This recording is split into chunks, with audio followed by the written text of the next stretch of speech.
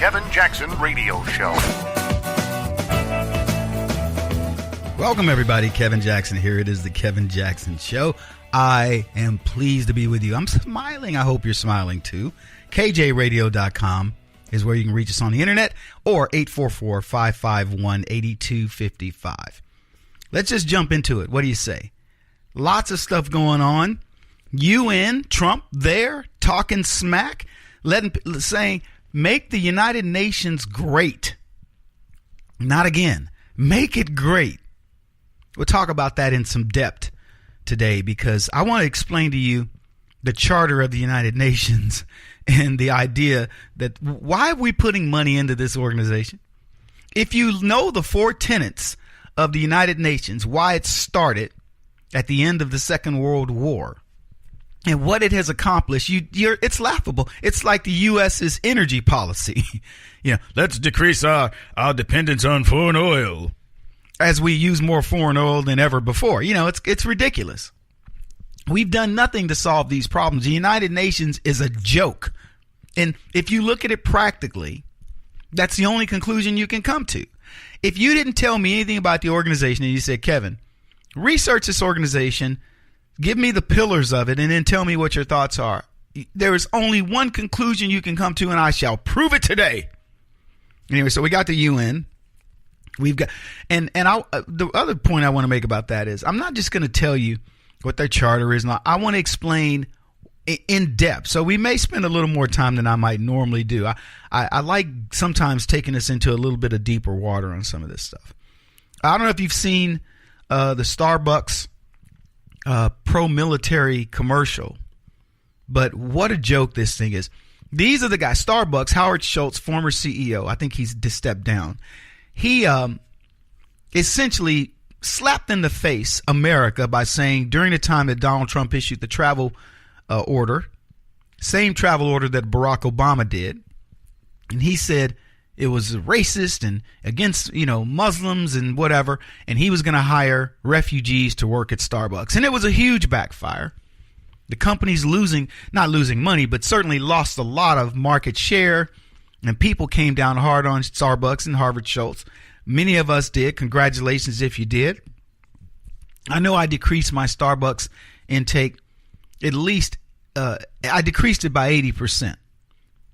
When I'm in New York, for example, sometimes I'm forced to go get a cup of, there's no coffee shop there, so I'll have to go to a Starbucks. But it's very rare. I should just point this out. I don't want to sound like a hypocrite, but I used to go, I'd get my little reward thing and be all happy. Ooh, look at me. I got my free coffee, free whatever. You pay $5 for something that costs 10 cents in Guatemala. You know what I'm saying? So, but anyways, so Schultz came out and he just got blasted. And again, the conservative movement spoke. What are you talking about hiring refugees in the face of terror attacks? That's a slap in the face to all of the victims of San Bernardino, of the Boston bombing, and the many other terror attacks that go on in this country, certainly monthly. You don't hear about all of them. What about the slap in the face to the terrorists, to the citizens of the world? These people, the left, talk about being citizens of the world. And no, we're going to help the refugees. Look, I get it. There are some legitimate refugees, but I talk about refugees all the time. The majority, the overwhelming majority, I'm talking 98% or some crazy amount, are refugees from countries who are ruled by Muslims. And these guys say, we're going to accept this. If you can't have your own religion and people accept you and you got to be on the run, what do you think that's going to do when they come to civilized society? Oh, there he went. Yeah, these Muslim countries are uncivilized. I mean, what I'll tell you is, look at what happens over there and tell me that's a place you want to live. Tell me one of these leftists, these Hollywood leftists, who so lament the situation of the refugees would dare live in these countries. Most of them wouldn't even visit. And I'll tell you something else. They doggone sure wouldn't visit without heavy security, without being, citizens of the state, invitees of the government. There's no way these people go visit these countries and just go walk amongst the indigenous. The indigenous, rather. Added a T to that. So, but if you want to be one of these Muslim celebrities or whatever, you want to come to America, you can walk the streets of America. You don't need security. I mean, I would tell you get security if you walk through any of our cities. But if you just want to walk America, go through a small town America, King whatever, and see how people embrace you. They'll be curious. They'll ask you questions. What's it like? What's life like? They don't care, but you can't go over there and do that. Man, you'd be killed. Remember that girl, some British or Scandinavian chick. I'm going to show how peaceful it is to go through the Middle East, blah, blah, blah. She gets there, she's raped and brutally murdered. She ain't even 20 miles into her trip. I don't know how many miles she was, but and I'm not chuckling at the fact that she died. I'm chuckling at the notion that she thought she could get through the Middle East in some van or something that she could. I'll prove to you how safe it is. Yeah, proof. You don't hear the left talking about those stories. Anyway, back to Starbucks. So now they run this commercial and they want to, we're going to hire 10,000 military people. We're so pro-military. It was a complete pivot. They were going to hire, I don't know, I thought it was 25,000. You guys checked, but it was thousands, okay? Thousands of refugees.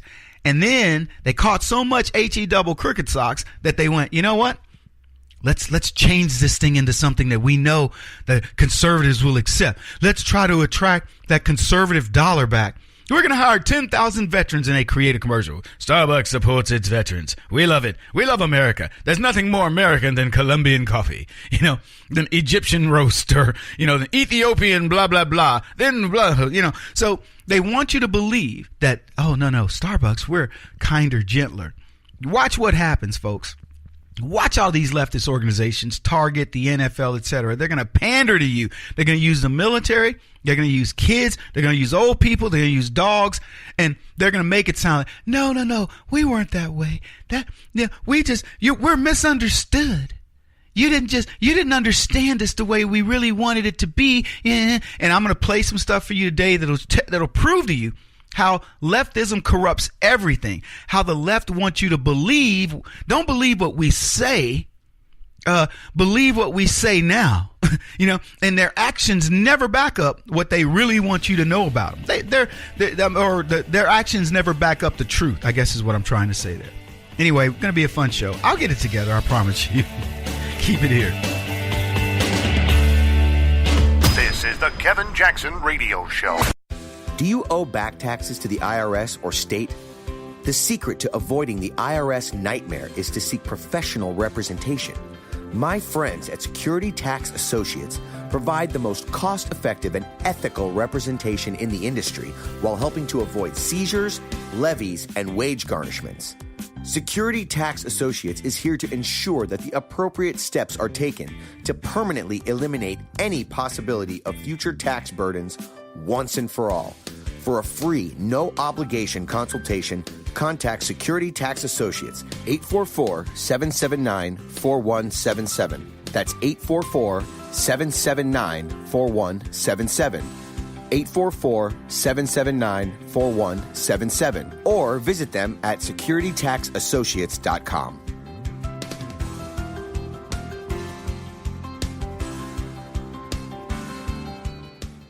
Beth Cook Moranville, author of Closer Than Your Breath, a book of hope. Hope, that wonderful, wonderful four-letter word that you may feel completely out of. I wrote this book to give you great hope. It's not too late. If fetal position is an all too familiar place for you, I understand. If the next 60 seconds are too long, this book is for you. Wherever you are right now, whether you're dealing with divorce or death or sickness, take hope. You are going to make it through this pain. Don't roll your eyes. I've walked this road and I know it. The best is yet to come. Closer Than Your Breath, a book of hope from author and speaker Beth Cook Moranville, can be found on Amazon.com or Kindle.com. For more information, visit closerthanyourBreath.com or on Facebook at Closer Than Your Breath.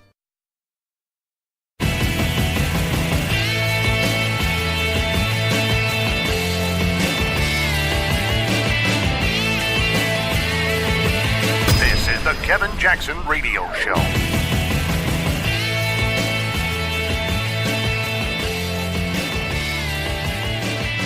What's up, everybody? Kevin Jackson here, author of Race Pimping, the multi-trillion-dollar business of liberalism. You can get my book at racepimping.com.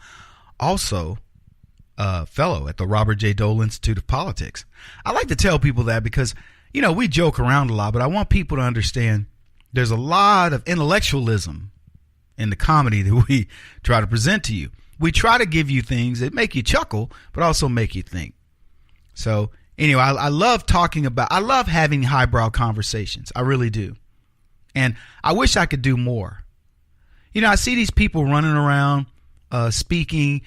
I watched Shapiro's speech. It was funny. I think it was at Berkeley or somewhere. I don't know, some leftist school.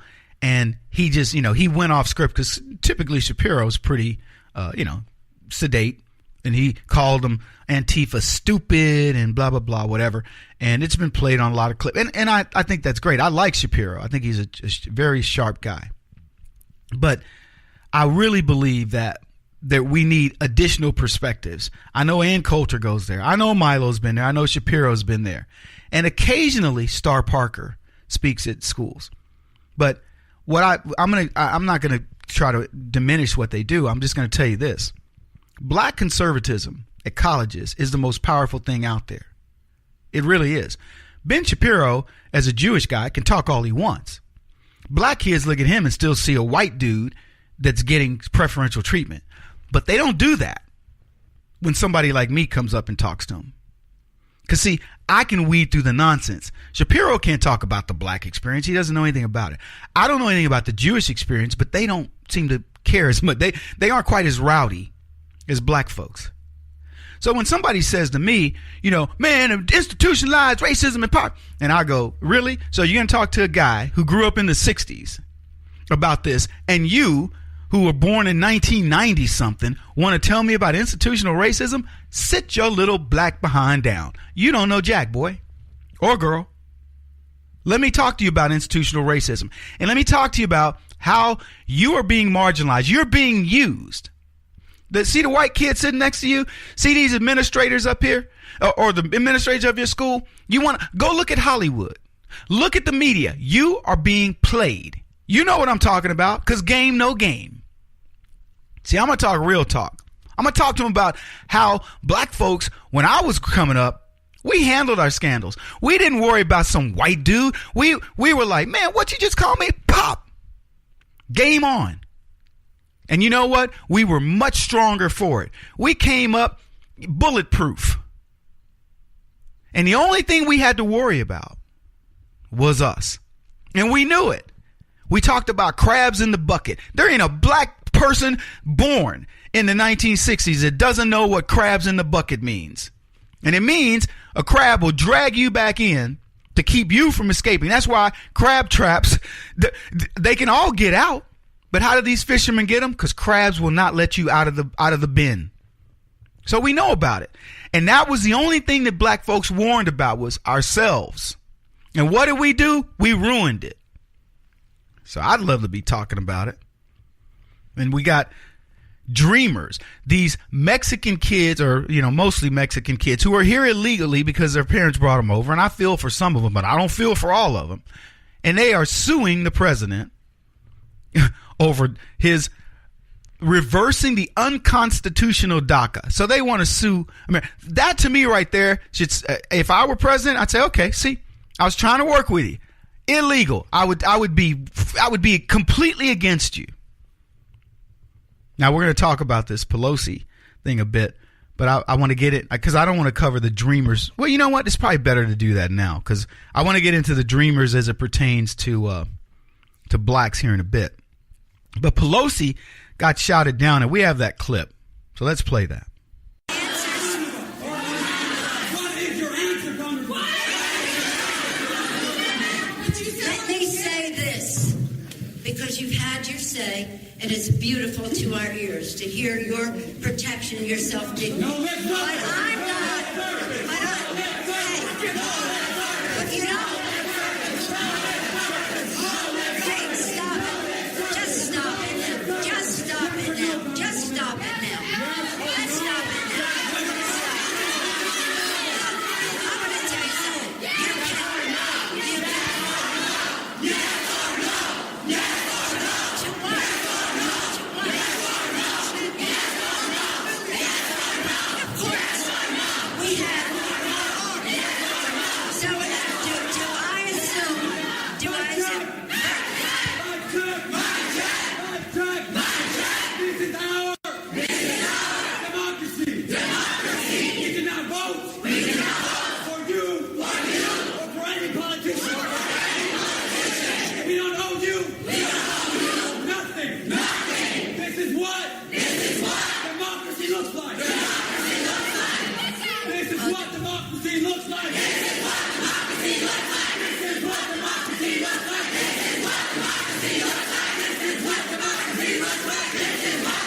Welcome back, everybody. Now, Pelosi believes that she's done the right thing by the Dreamers. And I love this. I got to tell you, I love this clip. And here's why I love it.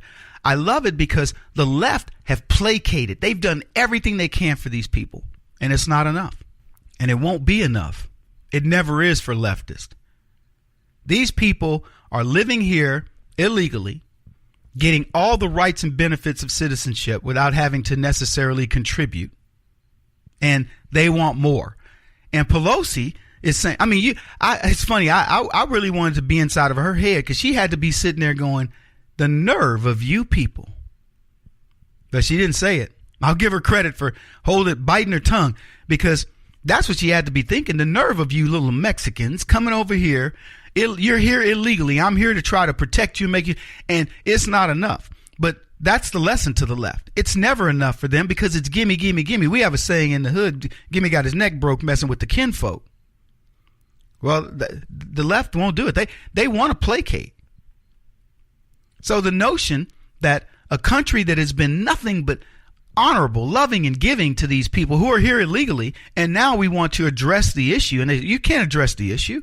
This isn't your country. It's our democracy, not yours. And I could go into, I'm going to do a whole segment on La Raza and this whole movement that's called the Aslan movement. I want to talk about that. We need to put it in a historical perspective of why these people believe that they own our land and we're occupying it. But we'll do it another time. So Dreamers are suing the president, in effect, suing you as a citizen of the United States to say, we're non-citizens, but we don't care about your laws. See, this is the problem I have with the left. They bring Muslims over who want to practice Sharia law, who say, we don't care about your laws. Your laws don't apply to us. We have mostly Latinos, Mexicans, coming over here saying, we don't care about your laws. It's open borders. In the case of Mexicans, they think they own it already. And the left placate them. They say it's okay. No harm, no foul. They know it's wrong. Anyway, when we come back, I want to talk about the implications of this with respect to blacks, because it turns out the NAACP sued Trump as well for DACA.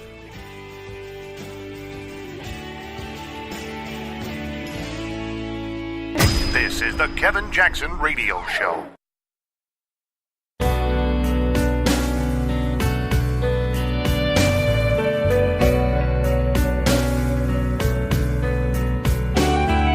This is the Kevin Jackson Radio Show. Welcome back, everybody. Kevin Jackson. It's Kevin Jackson Show. So where we left off, the Dreamers had decided they were going to sue the President of the United States.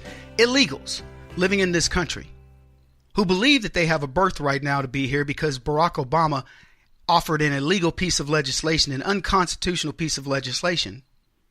And when the real president, a president who understands the law and obeys it, decides he's going to undo that illegal legislation, of course, the left have a conniption, and that empowers people who are lawbreakers, whose parents are lawbreakers. Now, whether they know it or not is one thing, but in knowing that you are in this country illegally, you have the nerve to say, you know what? I'm going to thwart the will of 61 million plus people and a bunch of others who actually do believe that illegal immigration, whether you're a dreamer or not, should not be the law of the land. So they want to thwart millions of tax-paying Americans and say, to heck with your system. We're going to sue the number one man. I want to know where this could happen. I want to know where you as an American could go illegally, know you're illegal, and then decide you're going to sue the leader of that nation. Could you do it in Cuba? Could you do it in Russia? Could you do it in China? Oh, you don't like those choices. I tell you what, could you do it in Britain? Where are you going to get away with this? This is ridiculous. But it gets worse. Because the NAACP has decided to sue President Trump on the DREAM Act. Yeah, the NAACP, apparently the colored people that they care about this time are illegals living in the country. See, when the National Association for the Advancement of Colored People was founded in the early 1900s, it didn't include illegals. It was centered around colored people, which were, of course, black folks. And it's morphed into some sort of special interest group that thinks it's part of the ACLU, another leftist organization that probably is well past its time. And it now decides, the NAACP that is, that it should be able to sue the President of the United States on behalf of illegals, mostly Mexicans. Now, I know what the NAACP is up to. I've heard their former Congressional Black Caucus members say, you know what, in order to get what black people want, we may have to break a few eggs. We may have to sacrifice some black folks and side with the Latinos, the La Raza, the race clan, in order to empower them so we empower ourselves. Into which I've always asked the question, show me where there are black, brown people living in mass. In other words, they are the dominant society where you want to live. I would love for a black person to tell me where in Africa, what country they want to go live in. And I'd love to get one of the rich Republicans to say, wherever you decide you want to live, we will send you there, get you a stipend to get you started, and you can go live in Somalia, or you can live in Sudan or the Congo or Chad or wherever you choose, Gambia. Name your country, we'll put you there. I'd love for any of these Latinos, part of La Raza, the race, the Aztlan crew, whomever, I'd love for them to tell me, what part of Latin America do you want to live in? You want Central America? You want to live in El Salvador? Where do you want to live? We'll send you there. You want to go back home to Mexico? You want to go to Guatemala? Where? We'll send you. You know, look, there's hardly a place where brown people live that is living peacefully without strife. Hardly a place. And yet these people act as if white folks in America are so oppressive. You know where there's oppression? In every one of the countries I've mentioned, there's oppression. And it's not oppression of others. It's oppression of the very people that they look like. You often hear me talk about the 68.5 million people on the run. They're not on the run from Switzerland or Norway or Germany. They're on the run to Switzerland, Norway, Germany, United States, Canada, United Kingdom, from places like Yemen, Syria, and so on. Anyway, back to the NAACP. Crazy group suing Donald Trump on behalf of the Dreamers. Apparently they believe that illegal Mexicans don't have access to the American dream. I know, hardly. The irony is so in your face. I'm not surprised they don't see it. So I thought about this and I said, you know what? President Trump should sue the NAACP on behalf of America, particularly black conservative America. And he should include in his lawsuit Obama, all the Democrats, particularly the Congressional Black Circus. These people are co-conspirators against the dreams of young blacks in America. Recall when Donald Trump gave the speech where he talked about the dreamers and the fact that the dream that's been stolen has been stolen from, he called it, the African American community. And Donald Trump would be right. Rampant unemployment in the black community affects the very dreams that people build their lives around. Look, I don't know how you dreamed. Everybody dreams differently. But I can tell you how I dreamed. I dreamed of a country that I could wake up in every single day into freedom, and I could choose the path I wanted to go. And I did that. I remember as a young kid, my brother would come home from college, my oldest brother, and he's really my cousin, but you guys hear me talk about him this way. And he was learning engineering, and he'd come home and we had a little shed in the back of our house, and he'd go inside of there and he had a soldering iron and solder and different electronic components. And I would go in there and I'd watch him. And he'd build little things, and get them to light up or whatever they were doing, whatever the project was. And I was like, what are you doing? He's like, telling me, he's explaining it to me. And then he says, well, this is what's called a breadboard. And these are solder. These are electronic traces. And we'd solder the various components. And I said, what's that component? That's a resistor. I go, why do you have a resistor? He goes, it determines how much current will flow through a particular part of the circuit. whether it's in series or in parallel and so on and so forth. This is an inductor, and it has a certain function within the circuit and introduces other characteristics that a resistor doesn't have. And this is a capacitor, and you need this, so that the circuit doesn't bounce and things like this. And he explained this to me, and I was just glued, to it, to the etches on the printed circuit board and all the different things. I was like, wow, this is cool.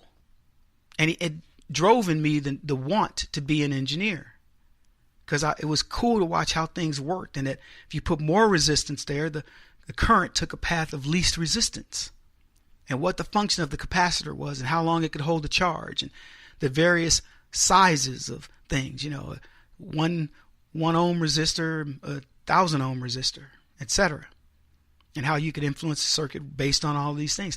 And it was just fascinating. My brother helped me establish my dream, and you know what I did? I then studied hard, because they were like, man, if you're going to be an electrical engineer, you got to be smart. So I studied hard, and I got a scholarship to college and got a double-E degree with computer science and math degrees as well. That's how you do things. That's how dreams are formed. My brother didn't come home and tell me about civil rights and how, Kevin, you can't be an engineer. Black people, this, that, and the other. There was no militancy to this. It was, dude, you study hard in math and science, etc. You get into college, boom, boom, you get a degree. And next thing you know, somebody wants to hire you. And that's what happened. I got hired. And I designed supercomputers, and I designed currency sorting equipment, and I designed money counters and counterfeit detectors and things like that. Stuff that you use that is still being used today. Because nobody was going to poo-poo on my dream. And the whole time, you know what I was thinking? Man, I want to be a millionaire. I had other talents.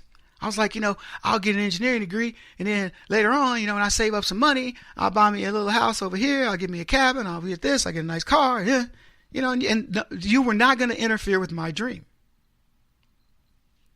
But what we do is we allow people to interfere with kids' dreams, and the very people who claim to want to help you with your dream are the very people killing it. I told you, you guys have read my book, most of you, The Big Black Lie. I told you, white folks, these enablers and these black leftists would tell me, dude, white people after you, they want to get you, this, that, and the other. I was like, I don't even see any of that. I talked about Floyd Mayweather the other day saying, if you focus on what you want to do in this country, there is no limit. And I'm an example. Floyd Mayweather is telling you, I'm worth millions of dollars. I make millions of dollars every day. Why? Because I focus on Floyd. I'm not worried about what you think. I'm focused on Floyd. I'll give you an example. People were like, Floyd Mayweather is going to fight McGregor. And, who's going to win? I told you who's going to win. Then as soon as Floyd Mayweather beats the daylights out of McGregor, everybody, he didn't beat him that bad. Well, what if he fought MMA? You know what Floyd said? Nothing. Because he ain't fighting MMA. He didn't get called out to fight MMA. There's no money in him fighting MMA. He did what he is set to do. He answered the call to a guy who called him out and said, I'll beat you. And he says, fine. It's in my best interest to beat this guy. He trained, hadn't fought in 2 years, retired. He trained. They brought this journeyman in that everybody was all hyped up about, and Floyd spanked him. And everybody, well, he's just a journeyman fighter. Yeah. all the talk. He could probably beat him. He could do that and the other. Floyd whooped his head, looked like he hadn't even fought, made $250 million, highest paid athlete on the planet, and went home thinking about Floyd. Kevin Jackson on the Black Sphere Radio Network. Do you owe back taxes to the IRS or state? The secret to avoiding the IRS nightmare is to seek professional representation. My friends at Security Tax Associates provide the most cost-effective and ethical representation in the industry while helping to avoid seizures, levies, and wage garnishments.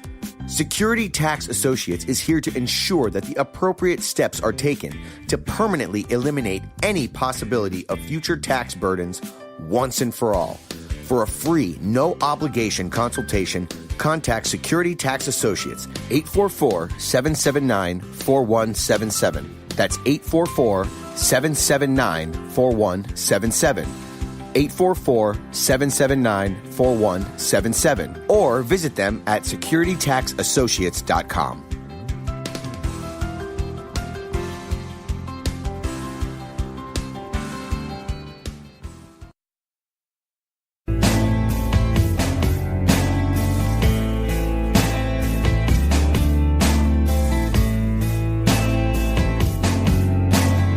putting an end to identity politics. This is the Kevin Jackson Radio Show. You know what I want? I want dreamers to come from this country. Okay? You mentioned dreamers. Wait, you mentioned dreamers? I want dreamers to come from the United States. I want the people in the United States that have children. I want them to have dreams also. We're always talking about dreamers for other people. I want the children that are growing up in the United States to be dreamers also. They're not dreaming right now. And you look at African American youth, 58% unemployment. You look at African Americans in their 30 years old and they're 40 years old, and we have an African American president, and he has not done anything for the African Americans in this country, okay? And he got a free pass, and he shouldn't have. Because if that were me or if that was somebody else, we would be taken over the coals, believe me. It would not be a good situation. President Obama has done nothing for the African Americans. You look at African American youth, you look at African Americans that are 30 years old, 40 years old, and 50 in their prime, the prime, and take a look at their statistics. It's very sad. Welcome back, everybody. Kevin Jackson. It's Kevin Jackson Show, and I love that speech by Donald Trump. And I think that when we need to co-opt the term dreamers, you listen to the Kevin Jackson Show, KJRadio.com. A dreamer. I am a Native American dreamer, born on this soil by the grace of God, allowed to dream by the grace of God. And Donald Trump is spot on when he talks about this, when he makes leftists take responsibility for stealing the dreams of others, the theft of the truth, rewriting history. How many blacks do you think know that Republicans freed the slaves, established the historically black colleges and universities, established the Freedmen's Bureau, which later became the HBCUs, established the NAACP? Everything that gave rights to blacks were pretty much done by Republicans. Civil rights legislation, voting rights legislation, Republicans. Democrats, a legacy of black destruction, all the way from slavery, the lack of civil rights, Jim Crow laws, the black codes, the founding of Planned Parenthood, and the Negro Project that it sponsored, calling black people human weeds, mass incarceration planned, schemed by the Democrats, disarmament of black folks, unionization of America to keep black people unemployed. Is it working? Of course it's working. It's working so well that black people in America today don't even need the oppression of Democrats to segregate. We self-segregate in these urban indoctrination centers set up by leftists who run these armpits, these third world nations called cities in America. I've talked about the destruction of these cities. St. Louis going from 850,000 plus people in the 1950s to 318,000. Run by what since that time? Nothing but Democrats. City of Baltimore losing half its population since 1970. It's now officially under 600,000. If it weren't for colleges and universities or the healthcare system, these cities would implode. Cleveland losing 23 people a day since 1970. And on and on. Population shrinking like crazy. Detroit used to have over 2 million people. It's down to under 700,000. These Democrats want to take your rights away. They marginalize blacks. They want people to vote for them by giving them enough to doing exactly what LBJ said. Give them enough to make them think they're in power or whatever. But don't let them get ahead. The rhetoric of the left, white privilege, check your privilege, Black Lives Matter.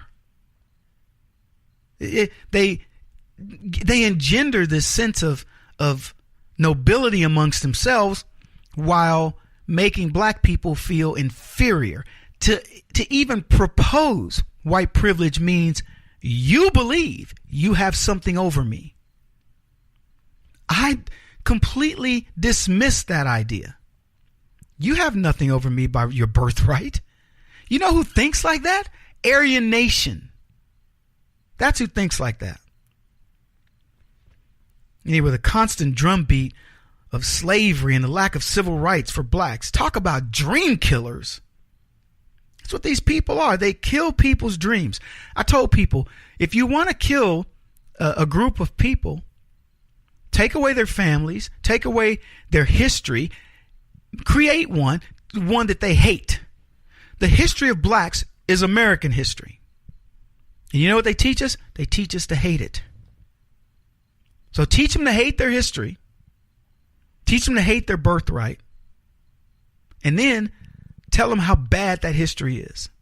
How it's impacting them today. Take away their ability to dream. Take away their ability to, what's the word I was looking for? It's not dream. I used to say it all the time, but when you don't allow me to, imagination, that's the word. When you don't let me use my imagination and wonder what could happen, what are the possibilities of things, you've ruined society. See, that's the thing that we have over everybody in America. We have the most amazing imaginations. That's why nobody can compete with us in the movie industry. When, of course, it was conservative. We had imaginations. We created all the special effects and the things that happen in the movie industry are ours. The innovations that have happened with the cell phone, the innovations that have happened with the computer, the innovations that have happened with the television, innovations that have happened with, you name it, all come from the imagination of Americans. We dream bigger than anybody. That's why they call it the American dream. That may offend foreigners. Actually, it doesn't. You know who it really offends? It offends the left. When you talk about the American dream, foreigners aren't offended. They love it. They understand it. Americans get mad. Americans, what are you talking about the American dream? You're trying to make sure like nobody else has a dream. No. They have dreams, little dreams. They want to eat consistently. They want running water.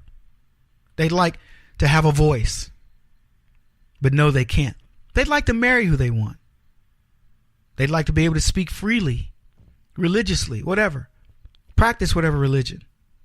Not be threatened. They have little dreams. See, all of our dreams are wrapped up in this one word called freedom. And we know we have that. So that's a given. That's like going to your tap and knowing you're going to have clear water. Relatively safe. It's like knowing when you go to the grocery store, you got lots of choices. See, you don't have to think about that. The basics of life. Most people in the world do. So they don't concentrate on their dreams and their imaginations. We can. We can concentrate on this stuff. We can say, you know what? Now that I'm not hungry or have to worry about going to get my 10 gallons of water to boil and washing my clothes in the river or whatever else, I'm wondering what great novel idea could I come up with? Maybe I'll write a book. Maybe I'll write a play. Maybe I'll sing some songs. Maybe I'll work on my job, learn more about my task. Maybe I'll start a second job. I'll start selling this or doing that, or I'll start my own company. I'll buy a house. I'll build a house. I want to go camping. Think about what people are saying in Bangladesh or Nepal. You think they're thinking about, maybe we'll have a camp out this weekend. No, they already camp out. It's where they live, in squalor. They have to worry about where the next meal is going to come from, food. Can they sell the basket or the rug that they just made? So they have enough money to eat. They don't use their imaginations. The left is shutting down our imaginations. Dream killers. Black kids at over 50% unemployment, and the NAACP focuses on the children of illegals. They want to sue Donald Trump for DACA. And what a gang warfare between Latino gangs and black gangs. Both minority groups lack job opportunities. But you know what? Maurice Scharf in the Hillary Clinton State Department, John Kerry State Department, Barack Obama State Department said, hey, let's get some jobs for ISIS. Aren't they dreaming too? If we got them economic, viability, they would probably not want to fight as much. Hey, I'm just saying, guys, you might want to apply that here in the United States. Unbelievable. And then what about Barack Obama's record in dealing with black folks? all the promises, paying people's mortgages and all these things he's going to get them. Where did he get them? Reduced sentencing in crack cocaine. He gives them Obamacare and something else. I mean, it's ridiculous. But the NAA wants to sue Donald Trump. If they were going to sue anybody, they should be suing Barack Obama and the Democratic Party. But they're part of the system. I hope Donald Trump takes me up on it and says, I'm going to sue the NAACP. He won't stop until he's the top-rated radio talk show host in America. What kind of weird competitive freak are you? This is the Kevin Jackson Radio Show.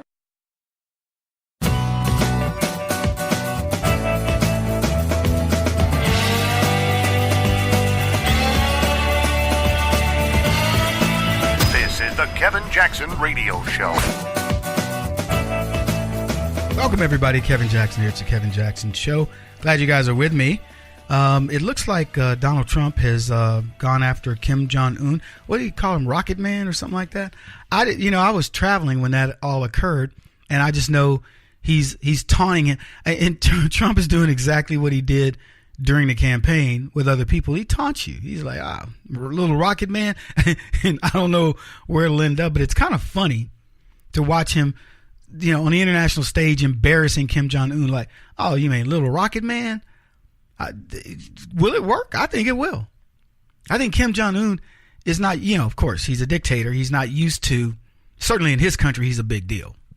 And I don't know why somebody hasn't, quite frankly, offed him, but that's a whole other conversation. But on the world stage, the dude's a clown. And so I think Trump has just said, look, let's let him keep provoking, but at the appropriate time, when things are lined up, we'll take him down. And let me just tell you what could potentially happen. One, we shut down shut down their country. We have the virus to shut down their country. Next, by being able to do that, they'd have no military, no communications, etc.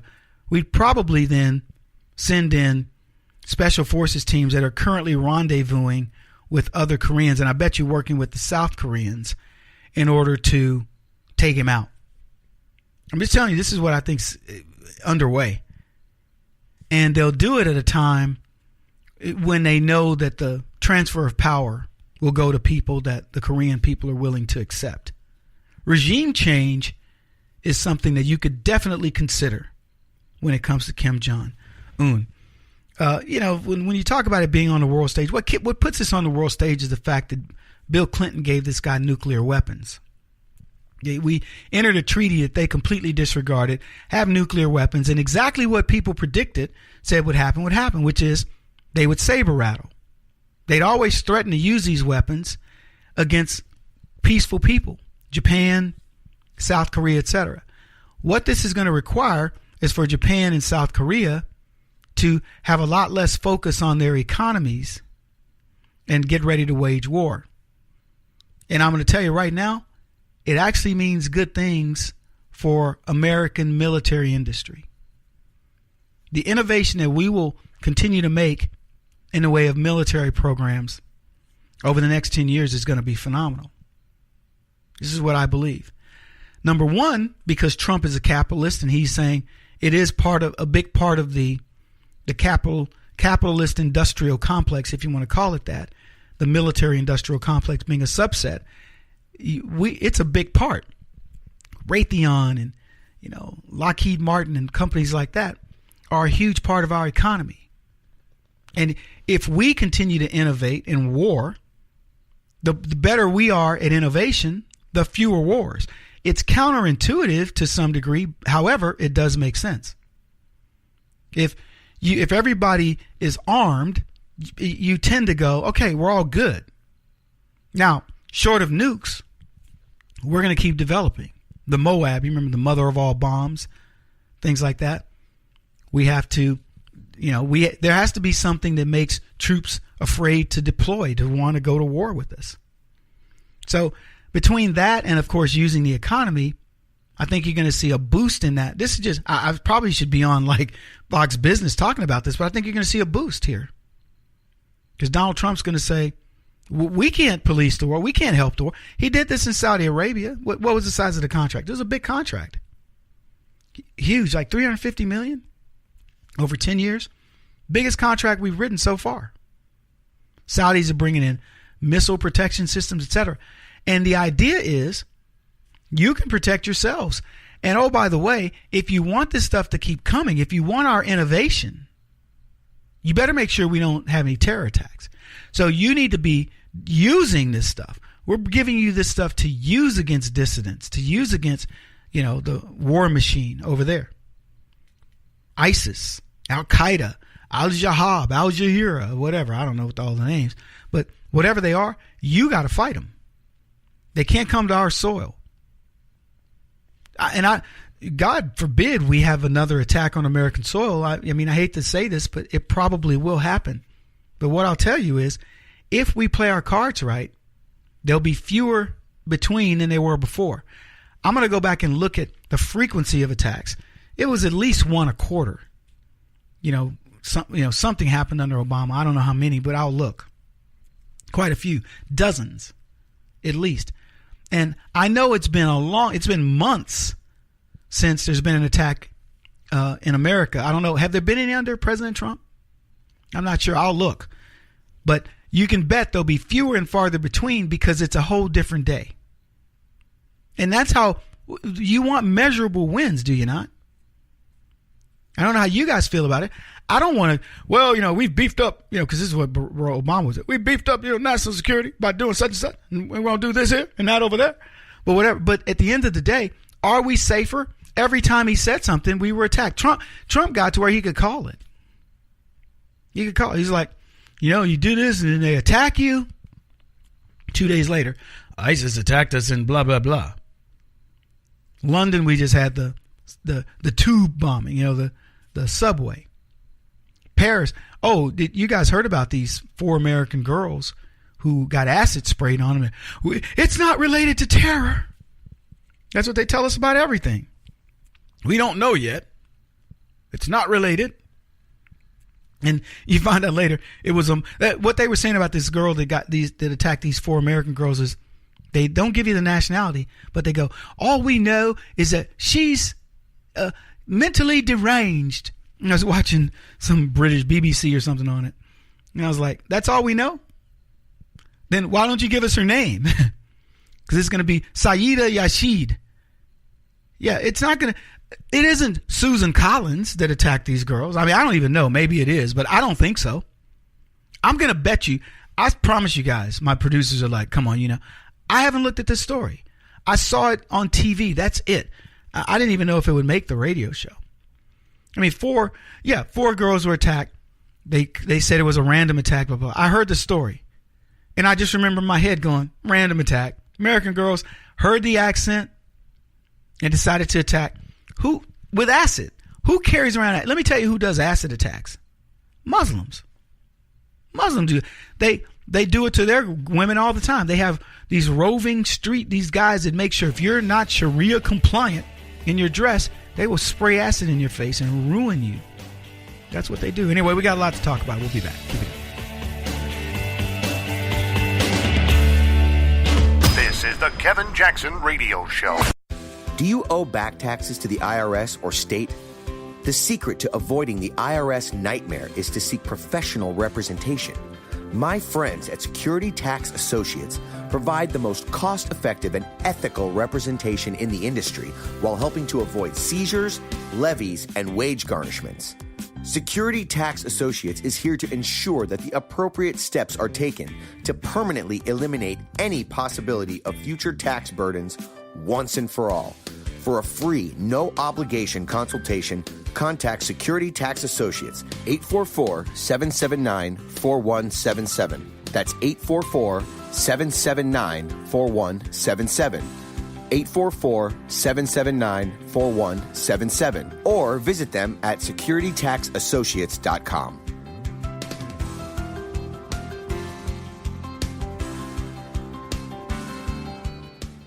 Beth Cook Moranville, author of Closer Than Your Breath, a book of hope. Hope, that wonderful, wonderful 4-letter word that you may feel completely out of.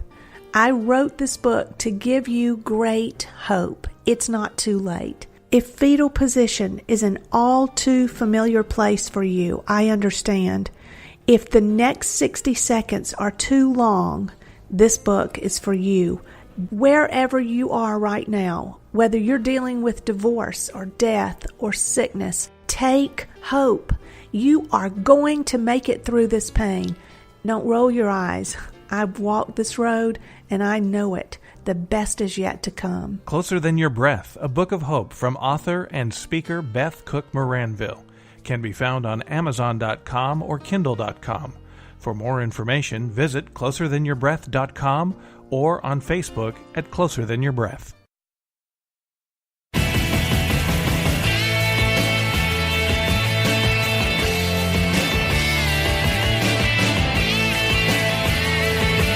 This is the Kevin Jackson Radio Show.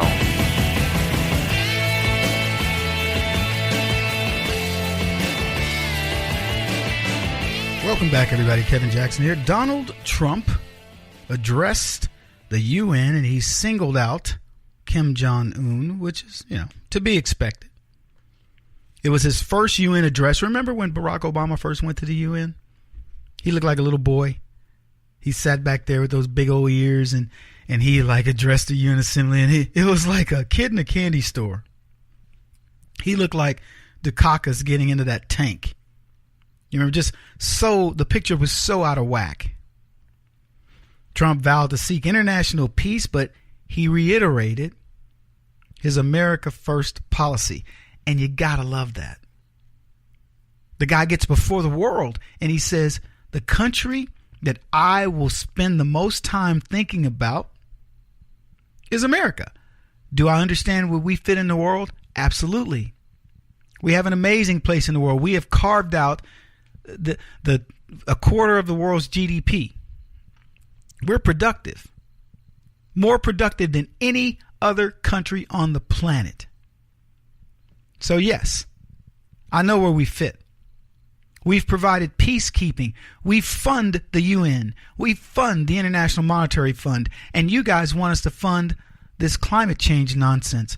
You know what? If it doesn't put America first, it can't be good for the world. That's the case he's making. He's also saying to the world, you should put your countries first. You should be looking out the best interest. You should only be dealing with countries who want to deal with you, where there's a symbiosis. Why should we deal with Syria? Why should we deal with these rogue nations that want to do us harm? The UN is supposed to be a peacekeeping organization. It's supposed to foster countries working together for the collective good. If you can show me where that's happening, I would love it. I'd love to see it.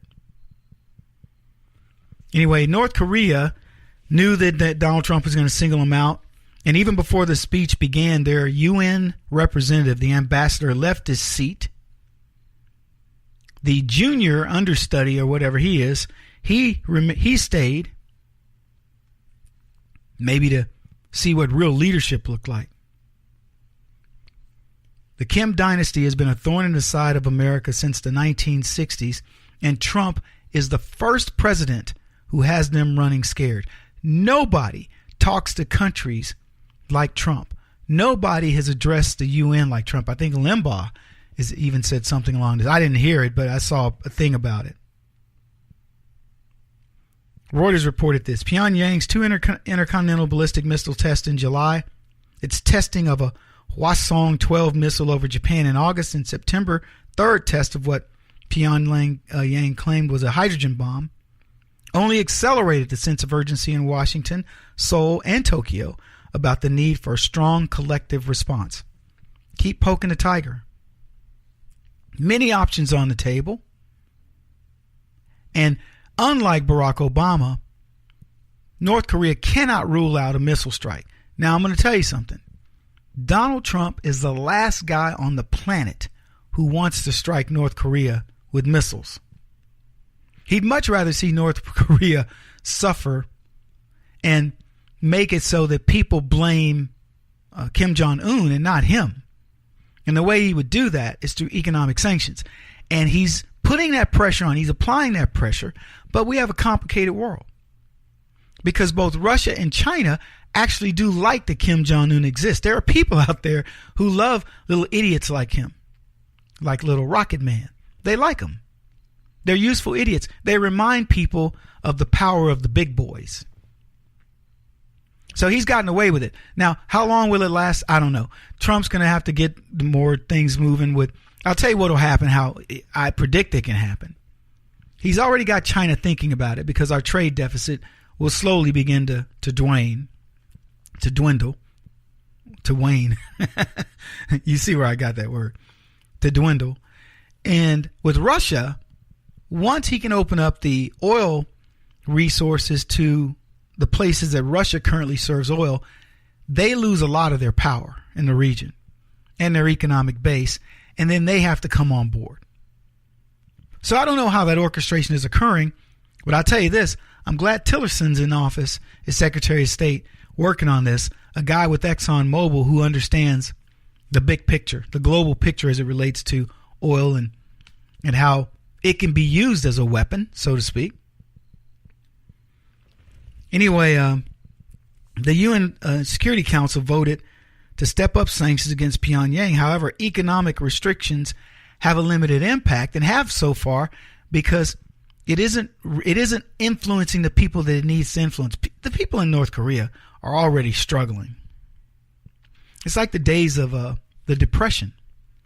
Once people get so low to where, they start eating chitlins, pig gut, what else can you do? You're pretty much done. When you get to that level of subsistence, what are you going to tell me I'm going to take away from you?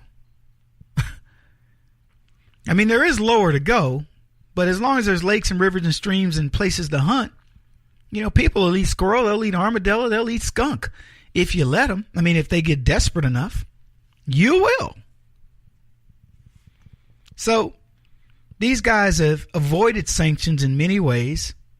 They've kept their weapons programs funded. They've utilized rogue nations, Syria, Iran, etc., to do this, but it's just a matter of time.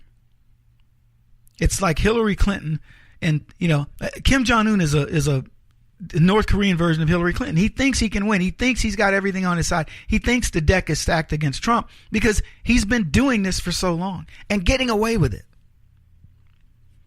But he's going to wake up and find out that there's a different leadership here, a different vibe in America. They've been exporting and cooperating with countries like Iran and Syria on nuclear designs, missile technology, probably chemical weapons. And the Security Council of the UN has effectively done nothing.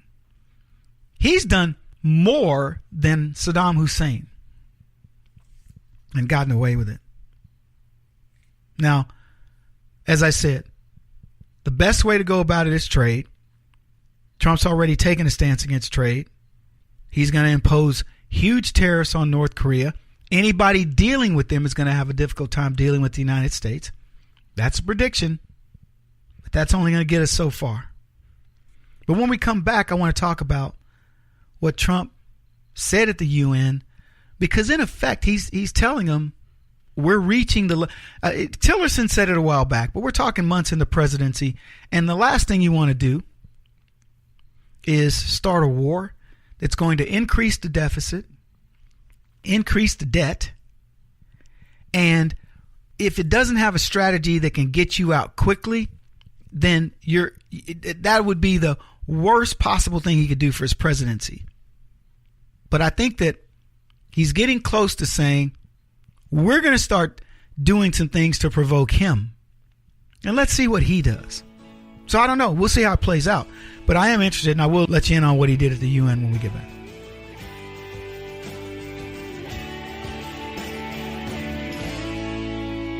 This is the Kevin Jackson Radio Show.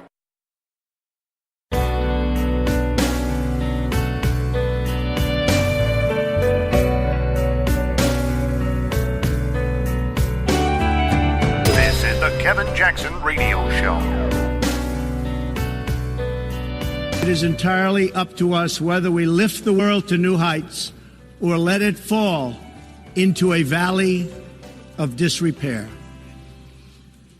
We have it in our power, should we so choose, to lift millions from poverty, to help our citizens realize their dreams, and to ensure that new generations of children are raised free from violence, hatred, and fear.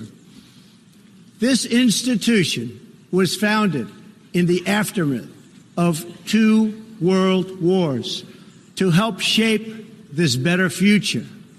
It was based on the vision that diverse nations could cooperate to protect their sovereignty, preserve their security, and promote their prosperity. It was in the same period, exactly 70 years ago, that the United States developed the Marshall Plan to help restore Europe. Those 3 beautiful pillars, they're pillars of peace, sovereignty, security, and prosperity. The Marshall Plan was built on the noble idea that the whole world is safer when nations are strong, independent, and free. Welcome back, everybody. Kevin Jackson here. That was, of course, Donald Trump addressing the UN, and he's telling them, go for it. Be the best you can be. I mean, think about it this way. We, most of us we have family. We may have kids. The success of your children, if your children go out and they're very successful and you say, go out and be the best you can be, it doesn't mean other people's kids aren't doing great. Why can't we apply that same logic to countries? I don't know how you feel about your kids. I want my kids to do really well. Now, I don't think of it in terms of my kids to do really well and better than all the other kids. Yeah, like the bad guy in Scooby-Doo. I'm not like that. But if you ask me, do I want my kids to do better than your kids? I would tell you, yeah. It's not a competition, but if you're going to put a gun to my head and say, Kevin, do you want my kids to do better or your kids to do better? I want my kids to do better. There's no question I want my kids to do better. It isn't that I want your kids to do bad. I'd like your kids to have success, as much success as they can gather. But here's what I'll tell you. If my kids are lazy and shiftless and all that and won't do better, then I definitely want your kids to do better. I want your kids to do to the degree that they can do based on God's abilities, inside of them.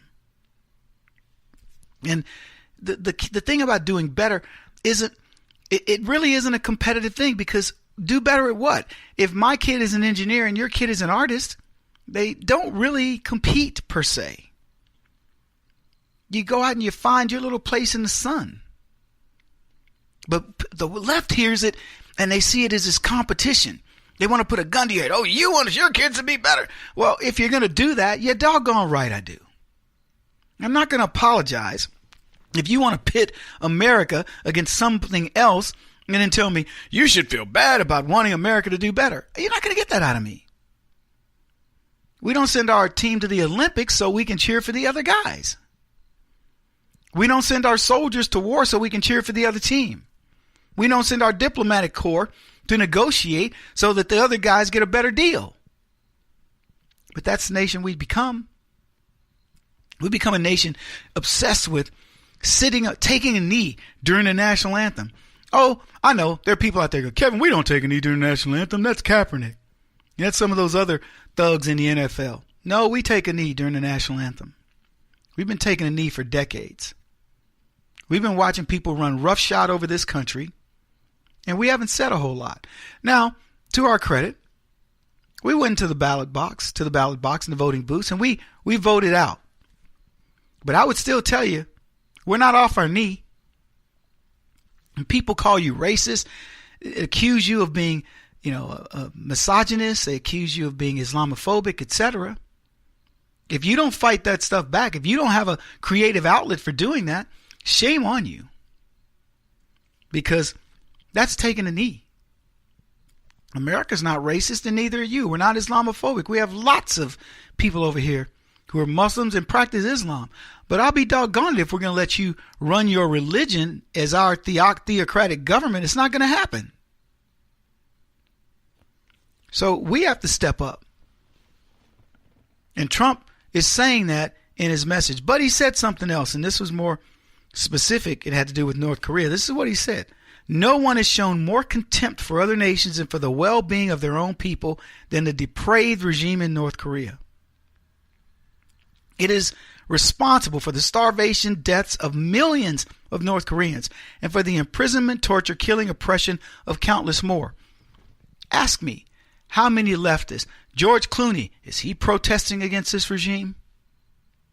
Susan Sarandon, Matt Damon, name them, Robert De Niro? No, they protest against Trump.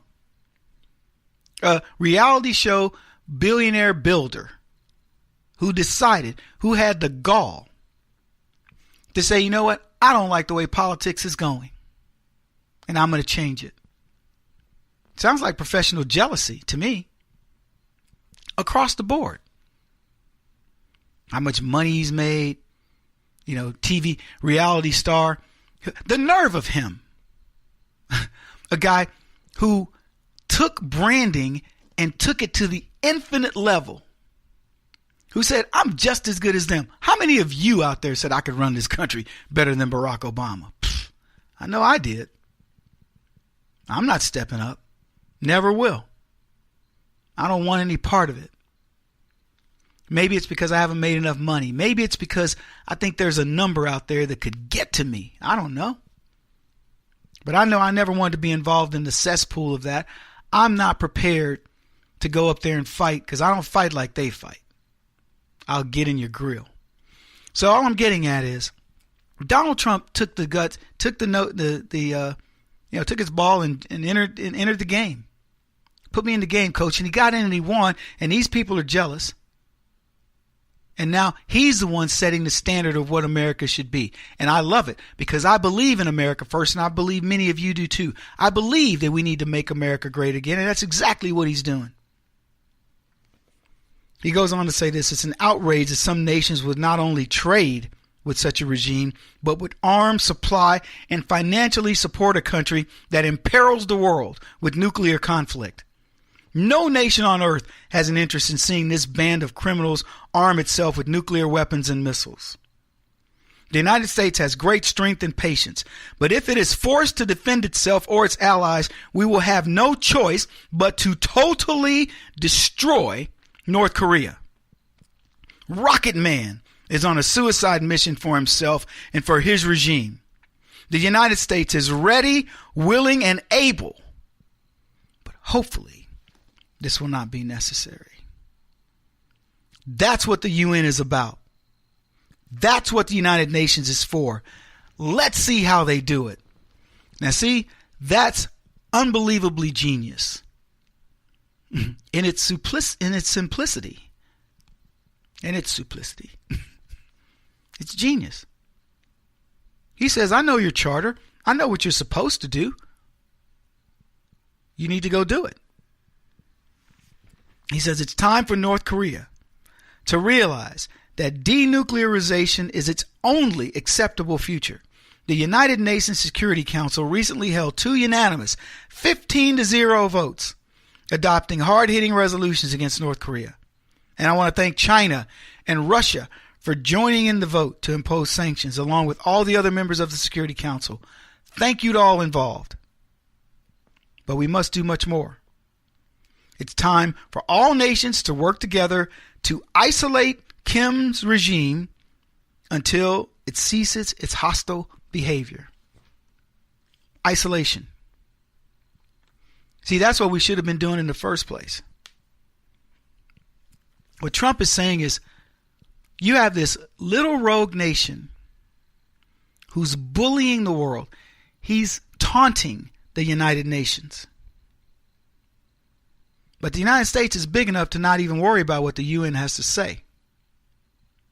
But we respect it enough to where we're going to go ahead and try to listen to you and see what you do. But it's on you.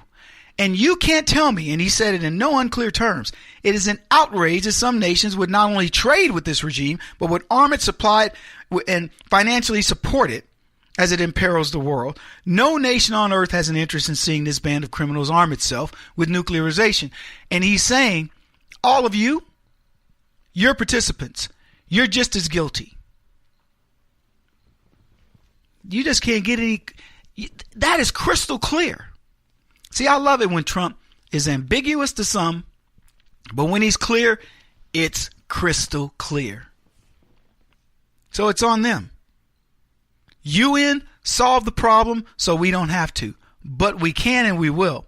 And it'll begin. I'm telling you right now. It won't begin with saying it. He's done with all the diplomacy with North Korea. It's if you want to get to our market, you're going to do this. Kevin Jackson on the Black Sphere Radio Network. Do you owe back taxes to the IRS or state? The secret to avoiding the IRS nightmare is to seek professional representation. My friends at Security Tax Associates provide the most cost-effective and ethical representation in the industry while helping to avoid seizures, levies, and wage garnishments. Security Tax Associates is here to ensure that the appropriate steps are taken to permanently eliminate any possibility of future tax burdens once and for all. For a free, no-obligation consultation, contact Security Tax Associates, 844-779-4177. That's 844-779-4177. 844-779-4177. Or visit them at securitytaxassociates.com.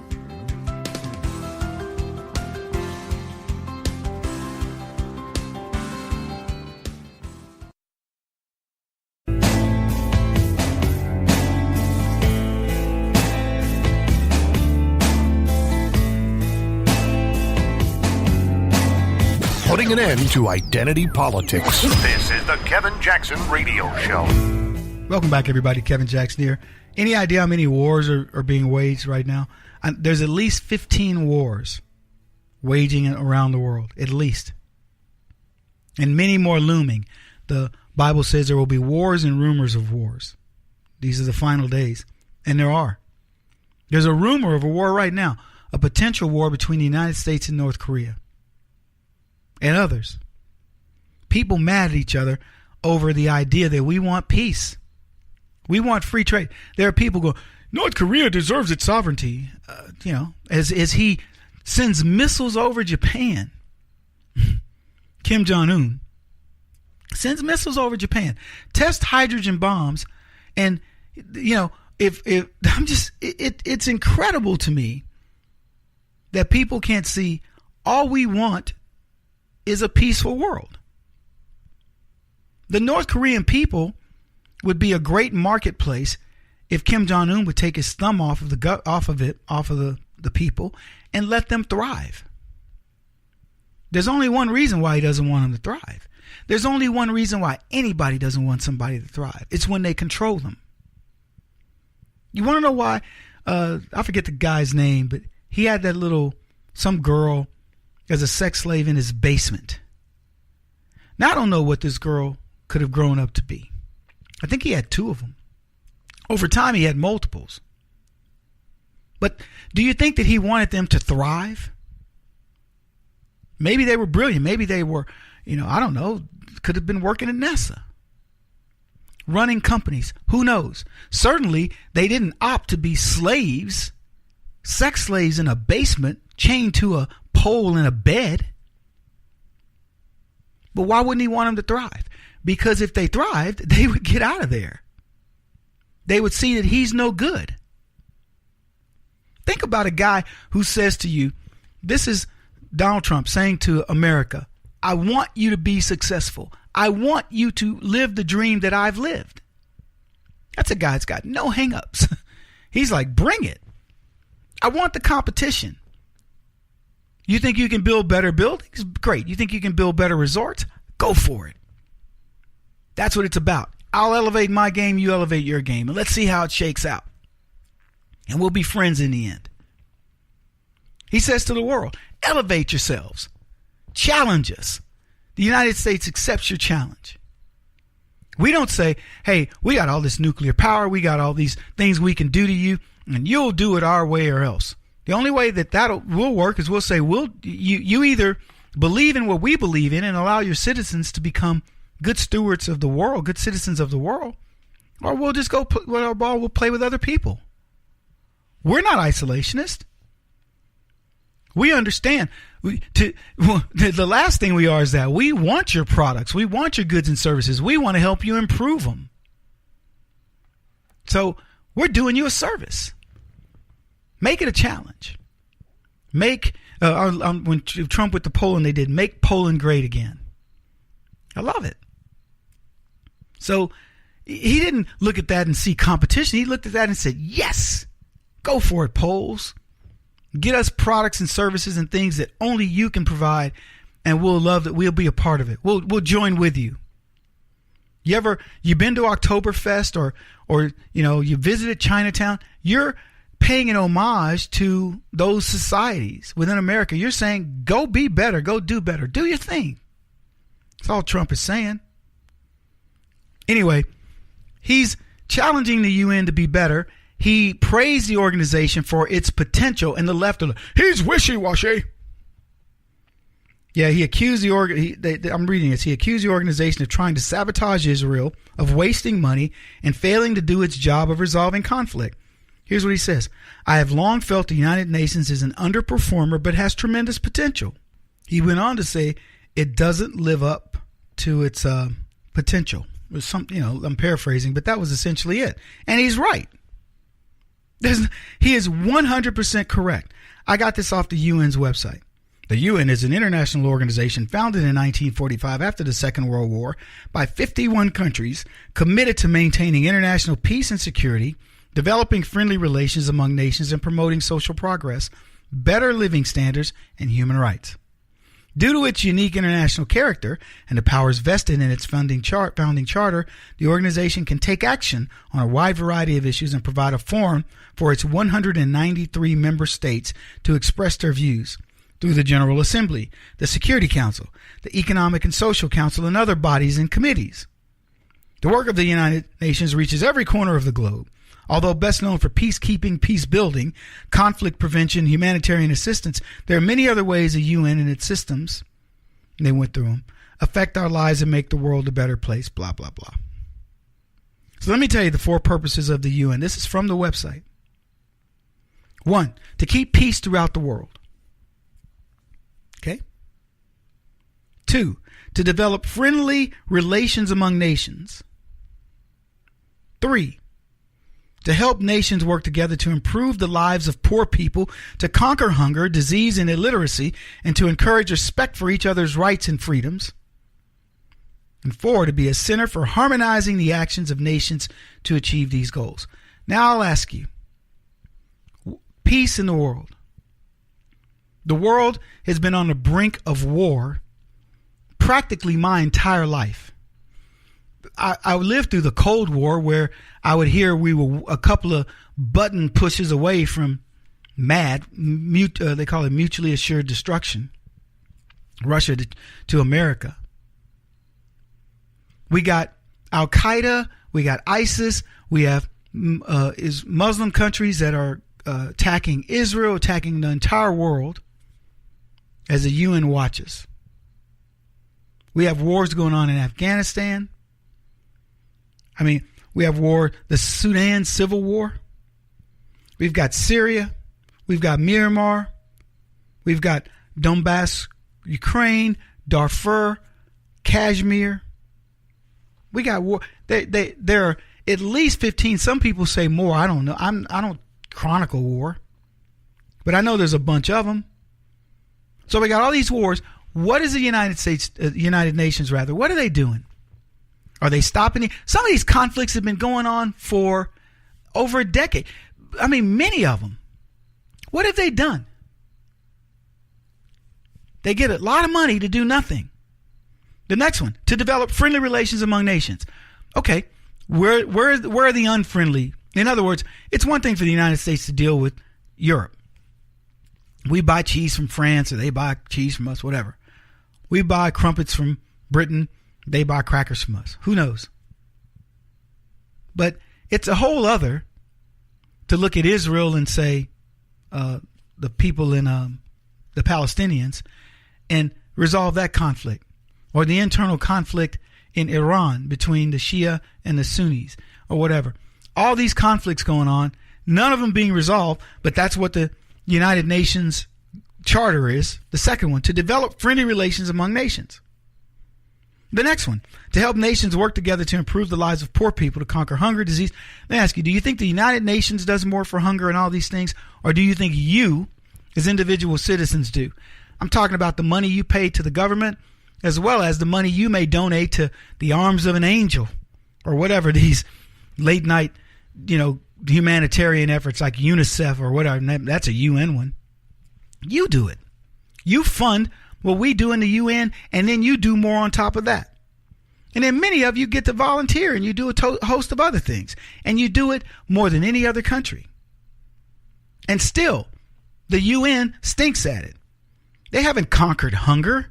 We have food. We waste more food in the United States. If we figured out a way to get that food over to there, it would be a bonanza.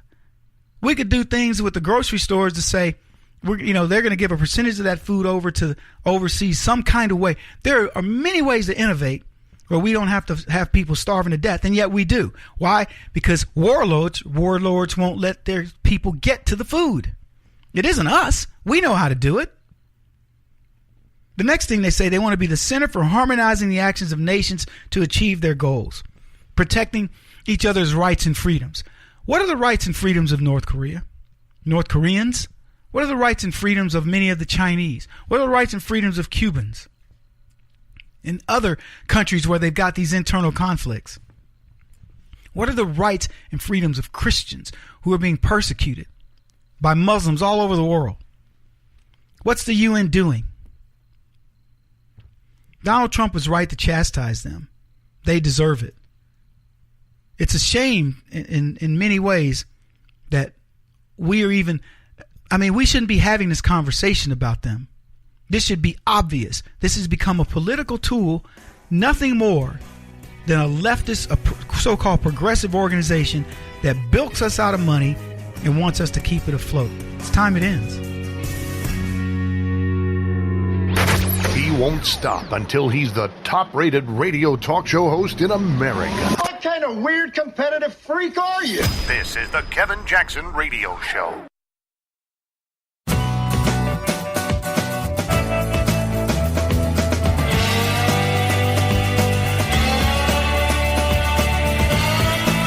This is the Kevin Jackson Radio Show.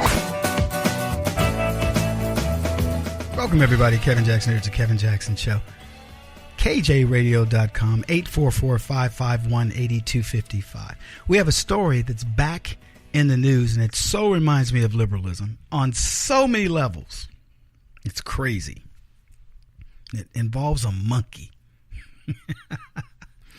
A monkey by the name of Naruto. And you may recall this monkey, a photographer was in wherever the heck he was. I don't know, Nepal or somewhere. And he's taking pictures, and he puts his camera down, and a macaque comes up and takes a picture with it. And the photographer got his camera back, and he didn't know what had happened with it. But when he developed the pictures, Naruto had taken a selfie. And I should have titled today's program "Fighting with Animals" or Monkeys. Because this story so reminds me of that. The nonsense of it all. So I want you to understand the scenario. Monkey grabs his camera, takes a selfie. Photographer doesn't know it. He's been out taking pictures, doing his job. It's his equipment. It was stolen for that period of time by the macaque monkey. Photographer gets it back, goes home, develops the pictures, and there's Naruto who's taking a selfie. So the criminal has outed himself. Okay. The ACLU, the guy says, this is really cool. I'm going to publish these pictures by this monkey and just have fun with the trip that I had. I mean, what an amazing experience, right? You would probably do the same. And of course, he's a well-known photographer. It's whatever it was went over really well. He made money with it. I don't know if he's a well-known photographer, but he managed to make profiteer on Naruto stealing his camera. He made a silk purse out of a sow's ears. He made the best of a bad situation. And so the ACLU then sues him. And it says the proceeds of that need to go to Naruto. Now, let's just translate this from animal to human being. You lay your camera out. A human comes up, takes it for whatever length of time, steals it. You run them down. I don't know what happened. But somehow you manage to get your camera back. Your equipment, your film, you're not film, but your digital card, everything. And you get it, and this guy took some pictures, and you go, I'm gonna make fun out of this. Crazy situation I had in some city where some crackhead stole my camera for a minute. And you do well with it, and they go, well, you now have to give the proceeds of that to the dude who stole your camera. That's where we are. The only thing that has changed in this picture is we went from human to animal. And in either case, it would be nonsense to believe that we should not let this photographer do what he wants with these pictures. It was his stuff. But that's not how the ACLU saw it, so they sued him. It was in Indonesia in the jungle in 2011. The camera owner was a guy named David Slater from Monmouthshire, so I'm guessing that's in, I don't know, England.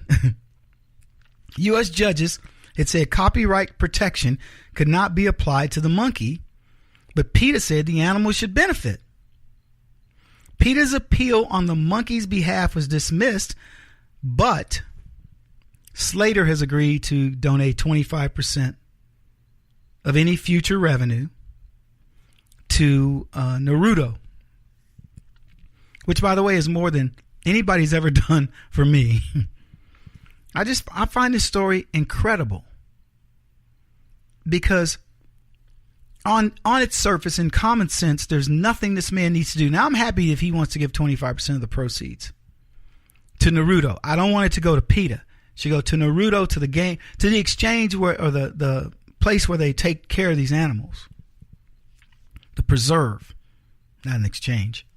That's for money. But the idea that they were trying to force this upon him, and I'm glad that, by the way, this judge saw it, as silly as it is.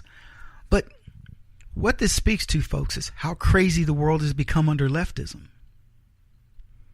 A man's camera's stolen, a monkey steals it, takes pictures. He decides the monkey couldn't make this profitable. The monkey is a thief. This speaks to Michael Brown Jr. I'm not innocent. And I know people, oh, Kevin, are you calling Michael Brown Jr. a monkey? Look, black people, they want to be sensitive about that. Be sensitive. I don't care. I'm not saying the dude's a monkey, but I'm telling you the situation is very similar, where a crime is committed and somebody who's bad, the person who's bad, Naruto was bad. I don't care if he's a cute little macaque. He's bad. He stole a camera. They are ripping tourists off. And in fact, don't get into a whole thing of baboons. Whatever, a congress of baboons, they call them Congress.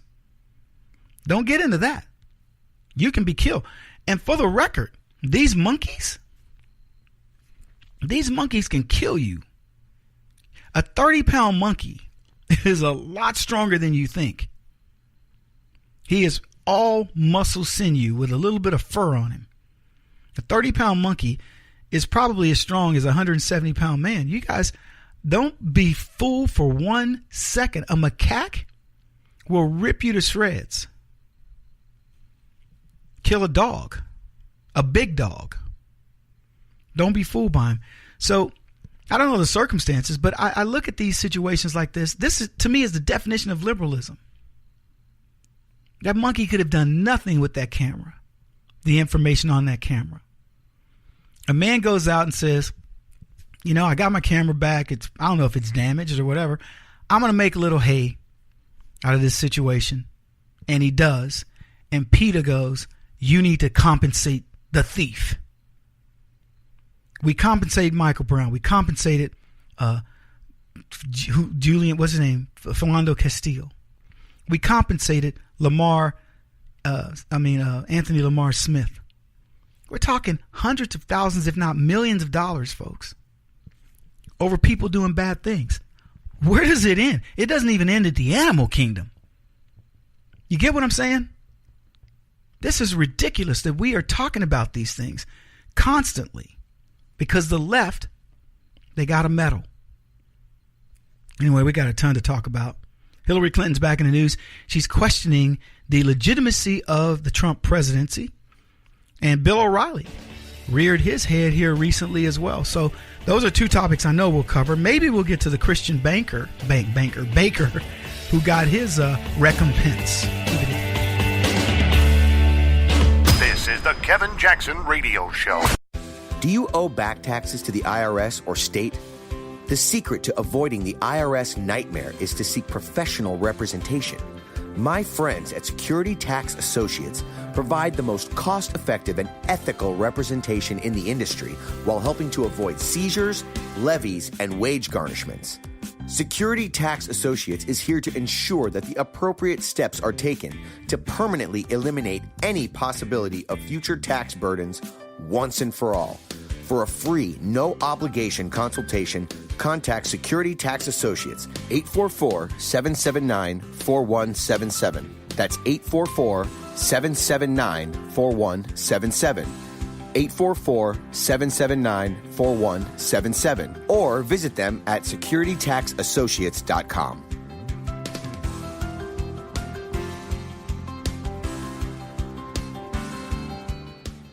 Beth Cook Moranville, author of Closer Than Your Breath, a book of hope. Hope, that wonderful, wonderful 4-letter word that you may feel completely out of.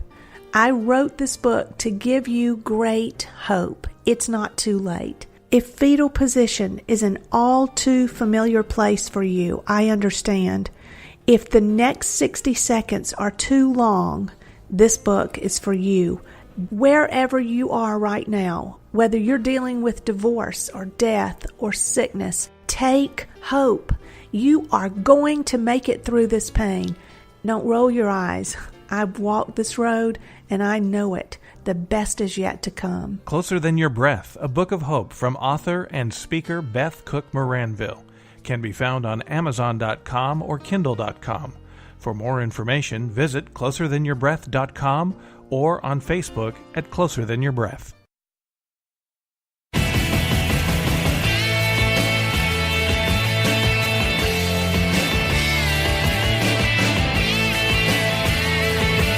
This is the Kevin Jackson Radio Show.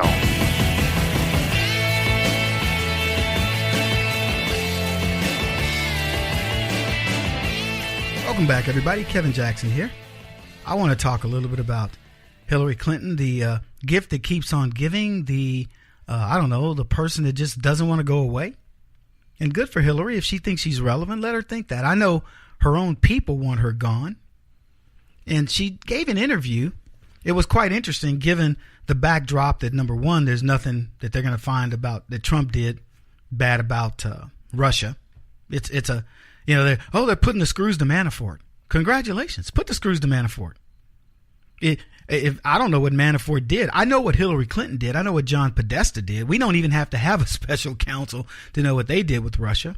I know what Hillary Clinton claimed of world leaders who said they've been contacting her because they want to see her win. What did they do to influence the election?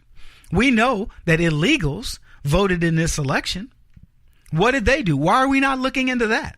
We know that the DNC did things to influence the election. We know that the media conspired with the DNC against Donald Trump to do things in the election. We know that Susan Rice and the Obama administration actually unmasked people under the guise that they were looking for some conspiracy involving Russia in order to look for information against Donald Trump. And with all these things, she still couldn't win.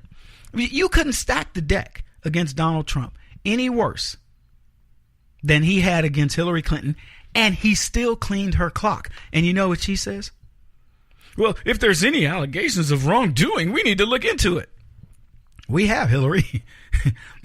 The verdict is in. You're gone. We don't have to say President Clinton ever again. We can say former President Clinton, but we don't ever have to say President Clinton. Not with her. It's amazing to me. It's incredible to think that Hillary Clinton, and here's what's funny about it. It shows you the elixir of power. It shows it to you. It shows you how badly Hillary Clinton still wants to feel relevant, in that with the clamoring of her own people, she won't go away. Barack Obama, I want you to think about it this way, folks. He left office and they told us he was the most popular president ever. They told us he was going to interfere with Donald Trump and be vocal, outspoken, etc. They talked about this clandestine group, and he probably does have some of that. All of that still works against Trump. Where's Obama? He spoke out on DACA one time. He said one other thing on some other obscure issue, and the dude is in the dust. Trump's like, who? Who did I replace? I don't even, somebody remind me who I replaced. Hillary, and I don't know, because I don't believe the polling of how popular Obama was, but let's say we believe it. Do you think Hillary is more popular? And yet, when she went away, nobody cared. They were happy. She came out, should have done her, congratulatory stuff and left again. And now she's back, and she's crushing the Democrats. You want to know why? Because she looks like a whiner. Because she is. On top of all the things they have to deal with, the fall from grace of baby black Jesus. No, Barack Obama is not a god. They're figuring that out, the left. So you have him. He's disappeared. Michelle Obama knows to keep her mouth shut. She's disappeared for the most part. Everybody. I mean, Comey doesn't, he's praying they don't bring his name up. Susan Rice is under fire. Valerie Jarrett's probably, I don't know, living in a country without extradition. These people, have you heard of John Kerry? Where's John Kerry? These people are like, shoot, I'm out. I'm out. I had enough. But not Hillary. So added to the fact that Trump is continuing to trounce them, Obamacare is imploding. He's undone an unconstitutional act of DACA. He's fought against Antifa. He's at the UN, and he was, and he's speaking to them in ways that no president, and probably up until the point of Reagan, has ever talked to the UN. And he's talking about America first. And he's still doing all these other things as the economy booms. Stock market still going through the roof. Paying down the deficit.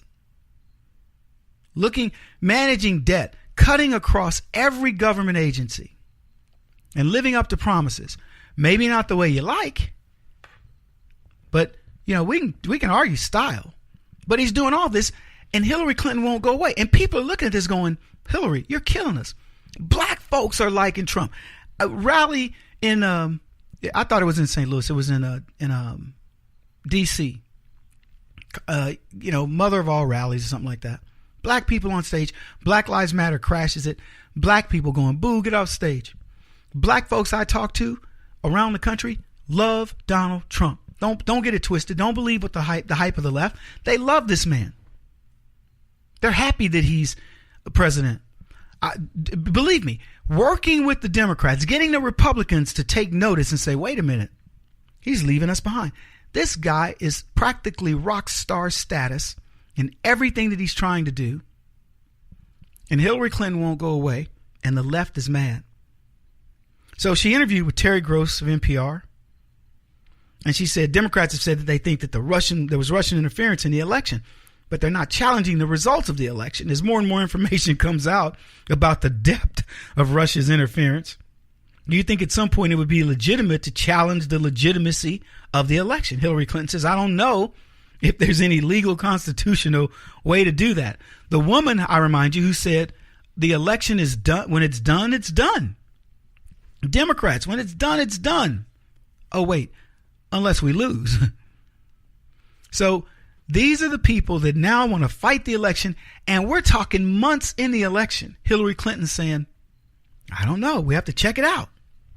He says, in fact, I think part of the reason Trump behaves the way he behaves is that he's a walking example of projection. Whatever he's doing, whatever he thinks is happening because he will accuse someone else of it. And there are examples during the campaign when he did just that, when he called publicly on Russia to hack my personal emails. So Donald Trump willed the Russians to jump on Hillary, and that's why she lost. The people, we went through this and told you guys what they said. You can't hack the election. It's crazy that he thinks this. Oh my gosh, he hacked the election. They already know. Look, for Donald Trump to make a comment and says, yeah, fine, hacker. Tongue in cheek. They know it.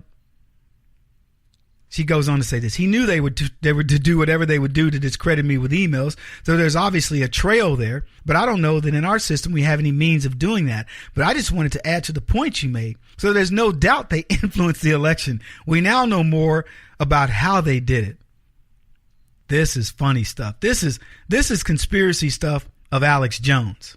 She goes, let me put it this way. If I'd lost the popular vote, but won the Electoral College in my first day as president, the intelligence community came to me and said the Russians influenced the election, I would have never stood for it. Even though it might have disadvantaged me, I would have said, we've got to get to the bottom of this. I would have set up an independent commission with subpoena power and everything else, because we all know Hillary Bench, she plays it by the book. She's never gonna do something unethical.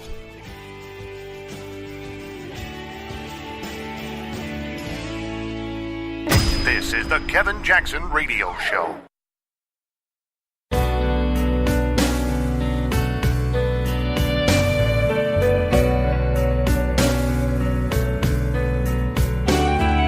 This is the Kevin Jackson Radio Show.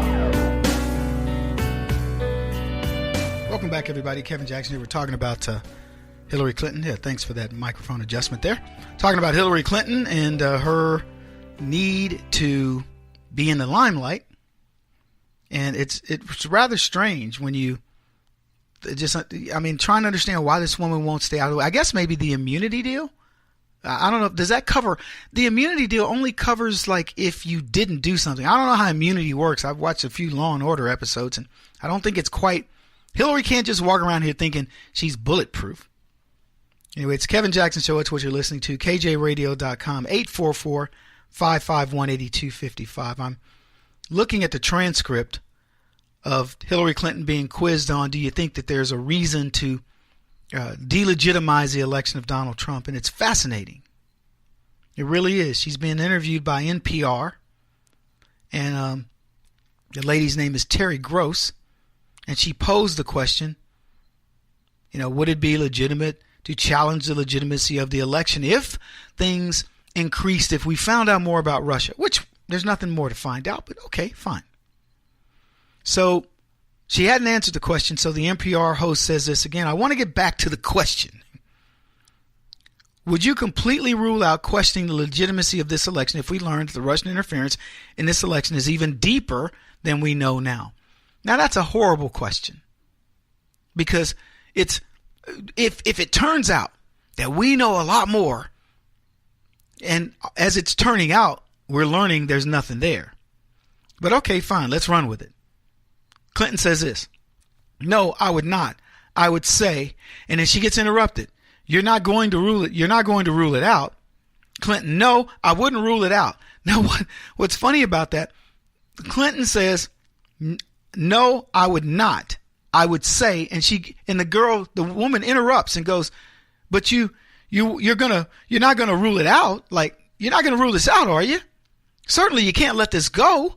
So it's a setup question. I'm just telling you guys how media works on the left. This is all contrived. It's a setup. No, remember we talked about it. You couldn't let this go. And then Clinton comes back and says, no, I wouldn't rule it out.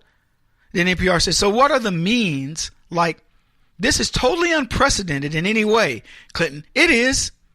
But NPR goes, what would be the means to challenge it if you thought it should be challenged? And Clinton says this. This is so funny because you can see this coming a mile away. Well, basically, I don't believe there are. Like she's saying, as much as I should be the president at this point, if we were to find out something, there's no way to challenge it. And I love how the left invoke what I'm about to say. Hopefully you'll get it. I won't do any emphasis or anything, so you can figure it out on your own. But she says, there are scholars, academics, who have arguments that it would be. But I don't think that they're on strong ground. But people are making those arguments. I just don't think we have a mechanism. You know, the Kenya election was just overturned. And really, what's interesting about that, and I hope that somebody writes about it, Terry. She says, the Kenyan election was also a project of Cambridge Analytica, the data company owned by the Mercer family that was instrumental in the Brexit vote. So she's trying to imply that all those millions of Brits who voted to leave the EU because they're tired of this nonsense of multiculturalism, etc., and she's trying to pretend that, well, that vote could have been influenced because the Kenyan vote was overturned. And so she says this. And so we know that there was this connection. So what happened in Kenya, which I'm only beginning to delve into, because, you know, Hillary, she's got time to delve.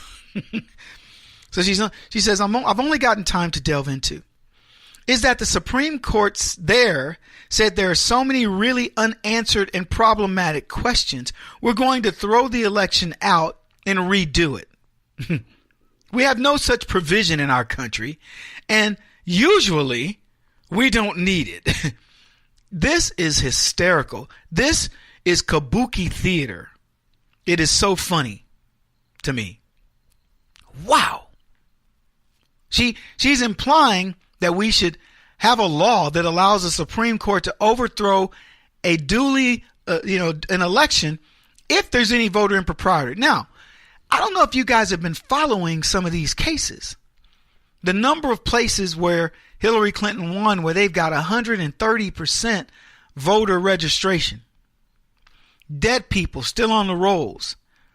Problems with absentee ballots that have names like Mickey Mouse and Tony Dorsett and, Animal Kingdom and whatever. It is ridiculous how many fraudulent votes were cast for Hillary. They suspect now it's in the millions. And what are the places that allow for illegal votes? So Hillary Clinton is setting the stage. All this is about 2 words: Electoral College. Anyway, she goes on to say this. Now, I do believe we should abolish the Electoral College, because I was sitting listening to a report on the French election, and the French political analysts say, in our country, the person with the most vote wins, unlike yours. And I think that's an anachronism. I've said that since 2000. See, the Democrats would love to have this. They'd love to abolish the Electoral College and thus give California a huge advantage over Idaho or Iowa or Rhode Island. There's no rationale for saying that the majority of the people in this country should tell these tiny states what to do. These tiny states would be rendered useless. Nobody would ever visit Rhode Island. Many of these, they would say, who cares? I'll stick to Florida, Texas, California, Illinois, whatever. The population centers would dictate who wins. That's it. It's that simple. Hillary Clinton knows that we shouldn't be talking about. The Electoral College is a stroke of genius. It really is.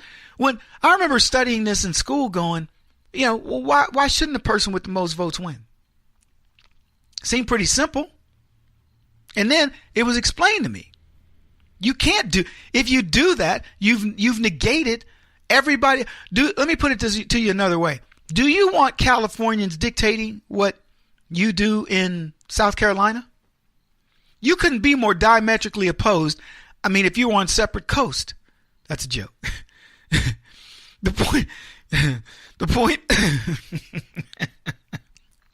point is, they are worlds apart. People who live in St. Louis are nothing like New York City people. I mean, they're really not. We can talk about, we're human beings, Kevin, we're all one and the same. I mean, come on now. I get what you're saying. But being a person who lived in St. Louis for many years and who flies to New York, I will tell you, you can't get much different. You can't get, these people think differently in all kinds of ways. I'll give you an example. In New York, the funniest thing to me, when you get up in the morning and you're in Manhattan. Now, this is mostly a Manhattan thing. This is not in the suburbs. But in Manhattan, you're walking down the street and guys have their water hose out and they're watering the concrete. Now, why are they water the concrete the same way some dude in Missouri may get up in the morning and water his grass.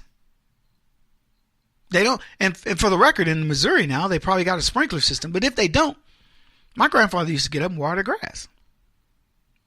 They water the concrete. And I find that funny because if I said to a Southerner, yeah, I was in New York and they were watering the concrete, he'd go, they were watering the what? Watering the concrete. Washing it down. The same way you would do grass. That's their grass. They call it a concrete jungle, not because they're trying to, because there's a bunch of monkeys living there. They call it a concrete jungle because that's the way they treat it. They water the concrete. Why? Because it's dirty. It gets dirty. The dogs do their business right there. People will pick up the poo, but the urine is still there. It's a nasty place. But that's something very different than the norm. And there's a ton of other things. How do you hail a cab and when do you take the subway? And I mean, it seems to the normal. You're like, Kevin, you seem to be making a big deal. I'm telling you, it's night and day. And I haven't gotten into the big things that change you, but it is, and you notice it. Every time I go, I notice something different. It'll be like, why are they doing that? Oh, well, we do that because of this or that. And you're like, wow, man, I'm a bumpkin when it comes to dealing with these big city types. Anyway, look, I want to talk more about Bill O'Reilly, his accuser. Interesting story. Maybe you haven't heard it.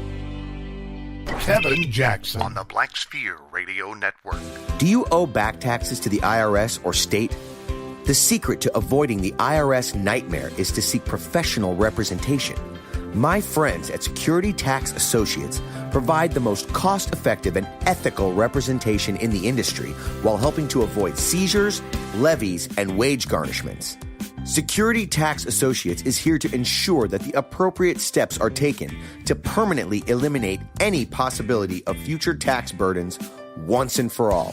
For a free, no-obligation consultation, contact Security Tax Associates, 844-779-4177. That's 844-779-4177. 844-779-4177. Or visit them at securitytaxassociates.com.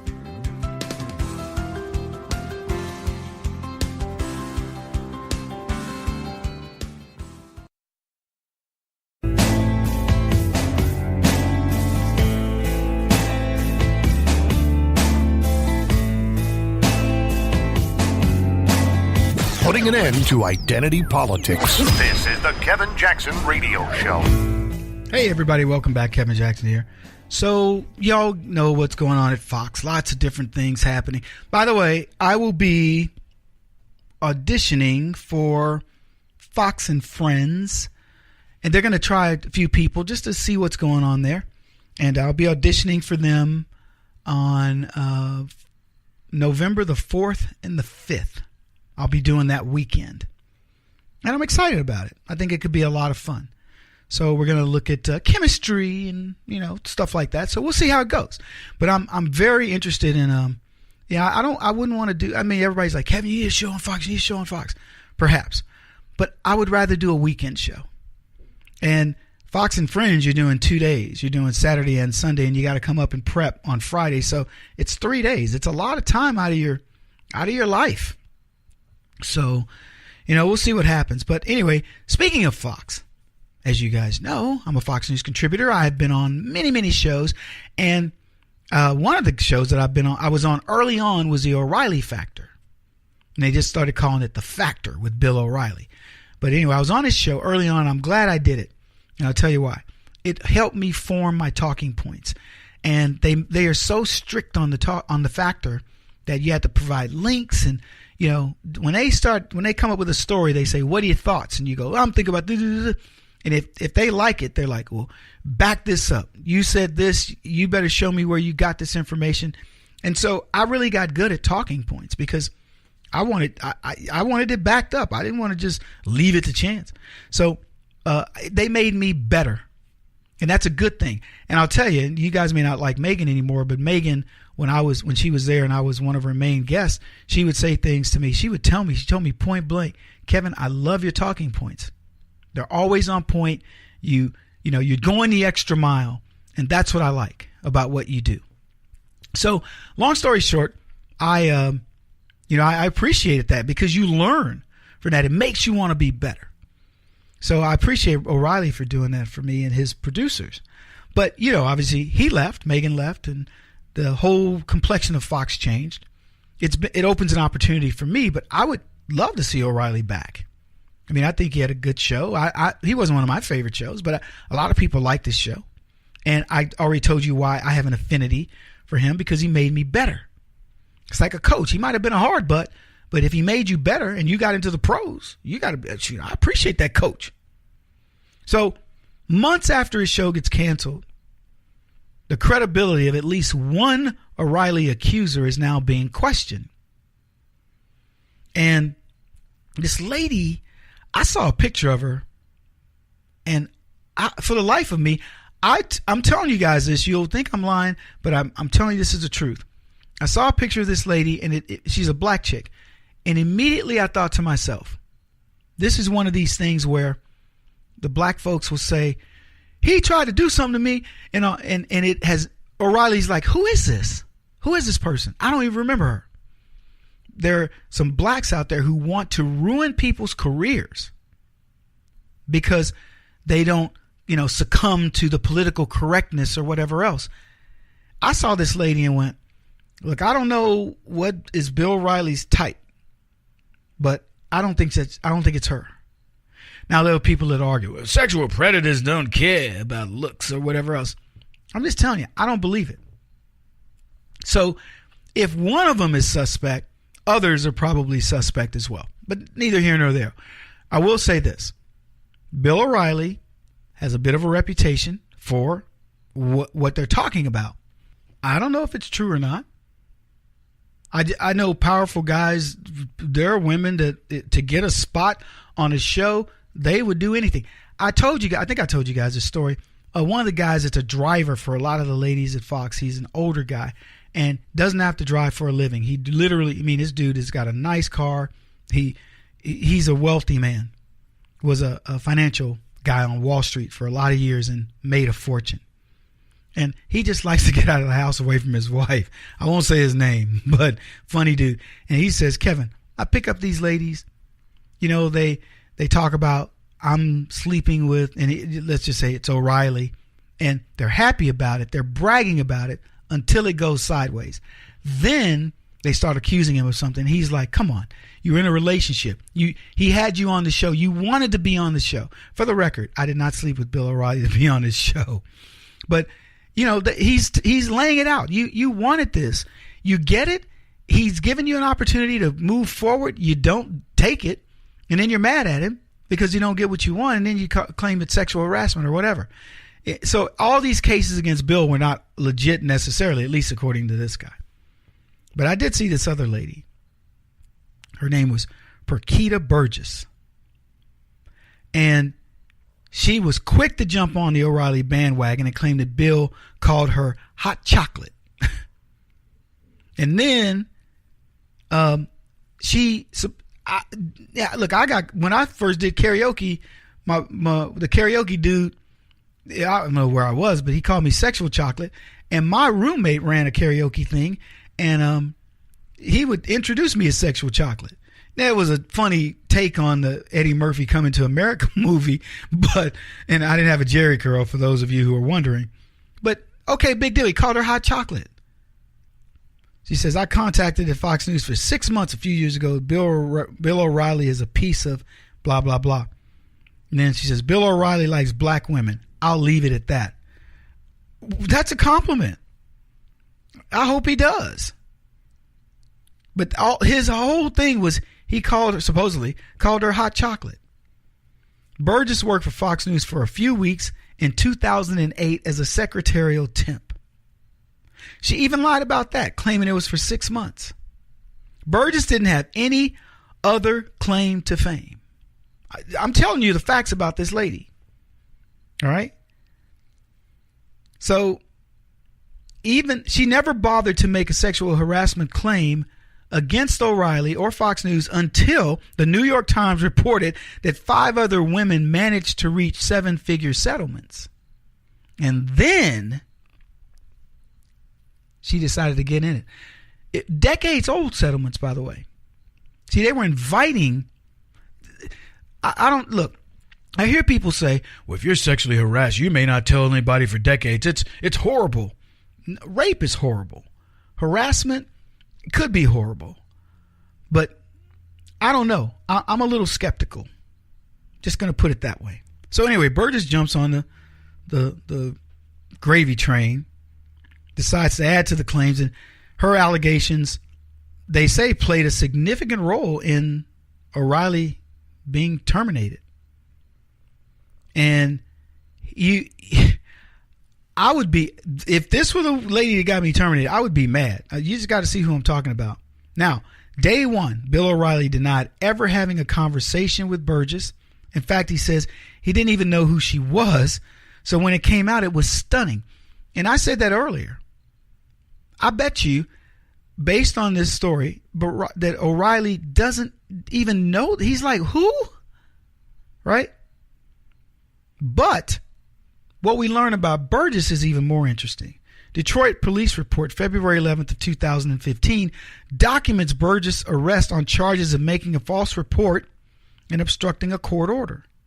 And according to the police document, Burgess called authorities and alleged her boyfriend had struck her in the face with a gun. Police said when they arrived at the scene, Burgess appeared intoxicated. The arresting officer stated, I asked Ms. Burgess where the gun was and she was struck with in the face. She replied, there is no gun. I again asked her where the gun was, as if she'd been assaulted. The boyfriend told police she had threatened him, saying she would call the cops, saying you hit me with a gun. Guys, you have no idea. People out there are this devious. They are. So Burgess got arrested for filing a false felony report and for violating a personal protection order. Yep. They acknowledge it. Her attorney acknowledged it, saying that Burgess and her former boyfriend both believed the charges were based on a misunderstanding and were not pursued by the police or prosecutors. In another document, social media user thought to be Burgess tweeted on November 24th of 2012, up to 10 years ago, Lawrence Fishburne could get every ounce of my hot chocolate. Addressing the tweet, Bloom stated, Ms. Burgess has used many terms to refer to herself, including on occasion the B word and the N word, that does not give others, especially her superiors in the workplace, permission to use offensive language about her. Okay. So Burgess is a liar who, and look, I'm not telling you that exonerates O'Reilly on anything else. But with respect to Burgess, it was a joke. But her testimony, her allegations, I should say, against Bill O'Reilly likely got him fired. And that's not fair. That's pretty sorry. He won't stop until he's the top-rated radio talk show host in America. What kind of weird competitive freak are you? This is the Kevin Jackson Radio Show.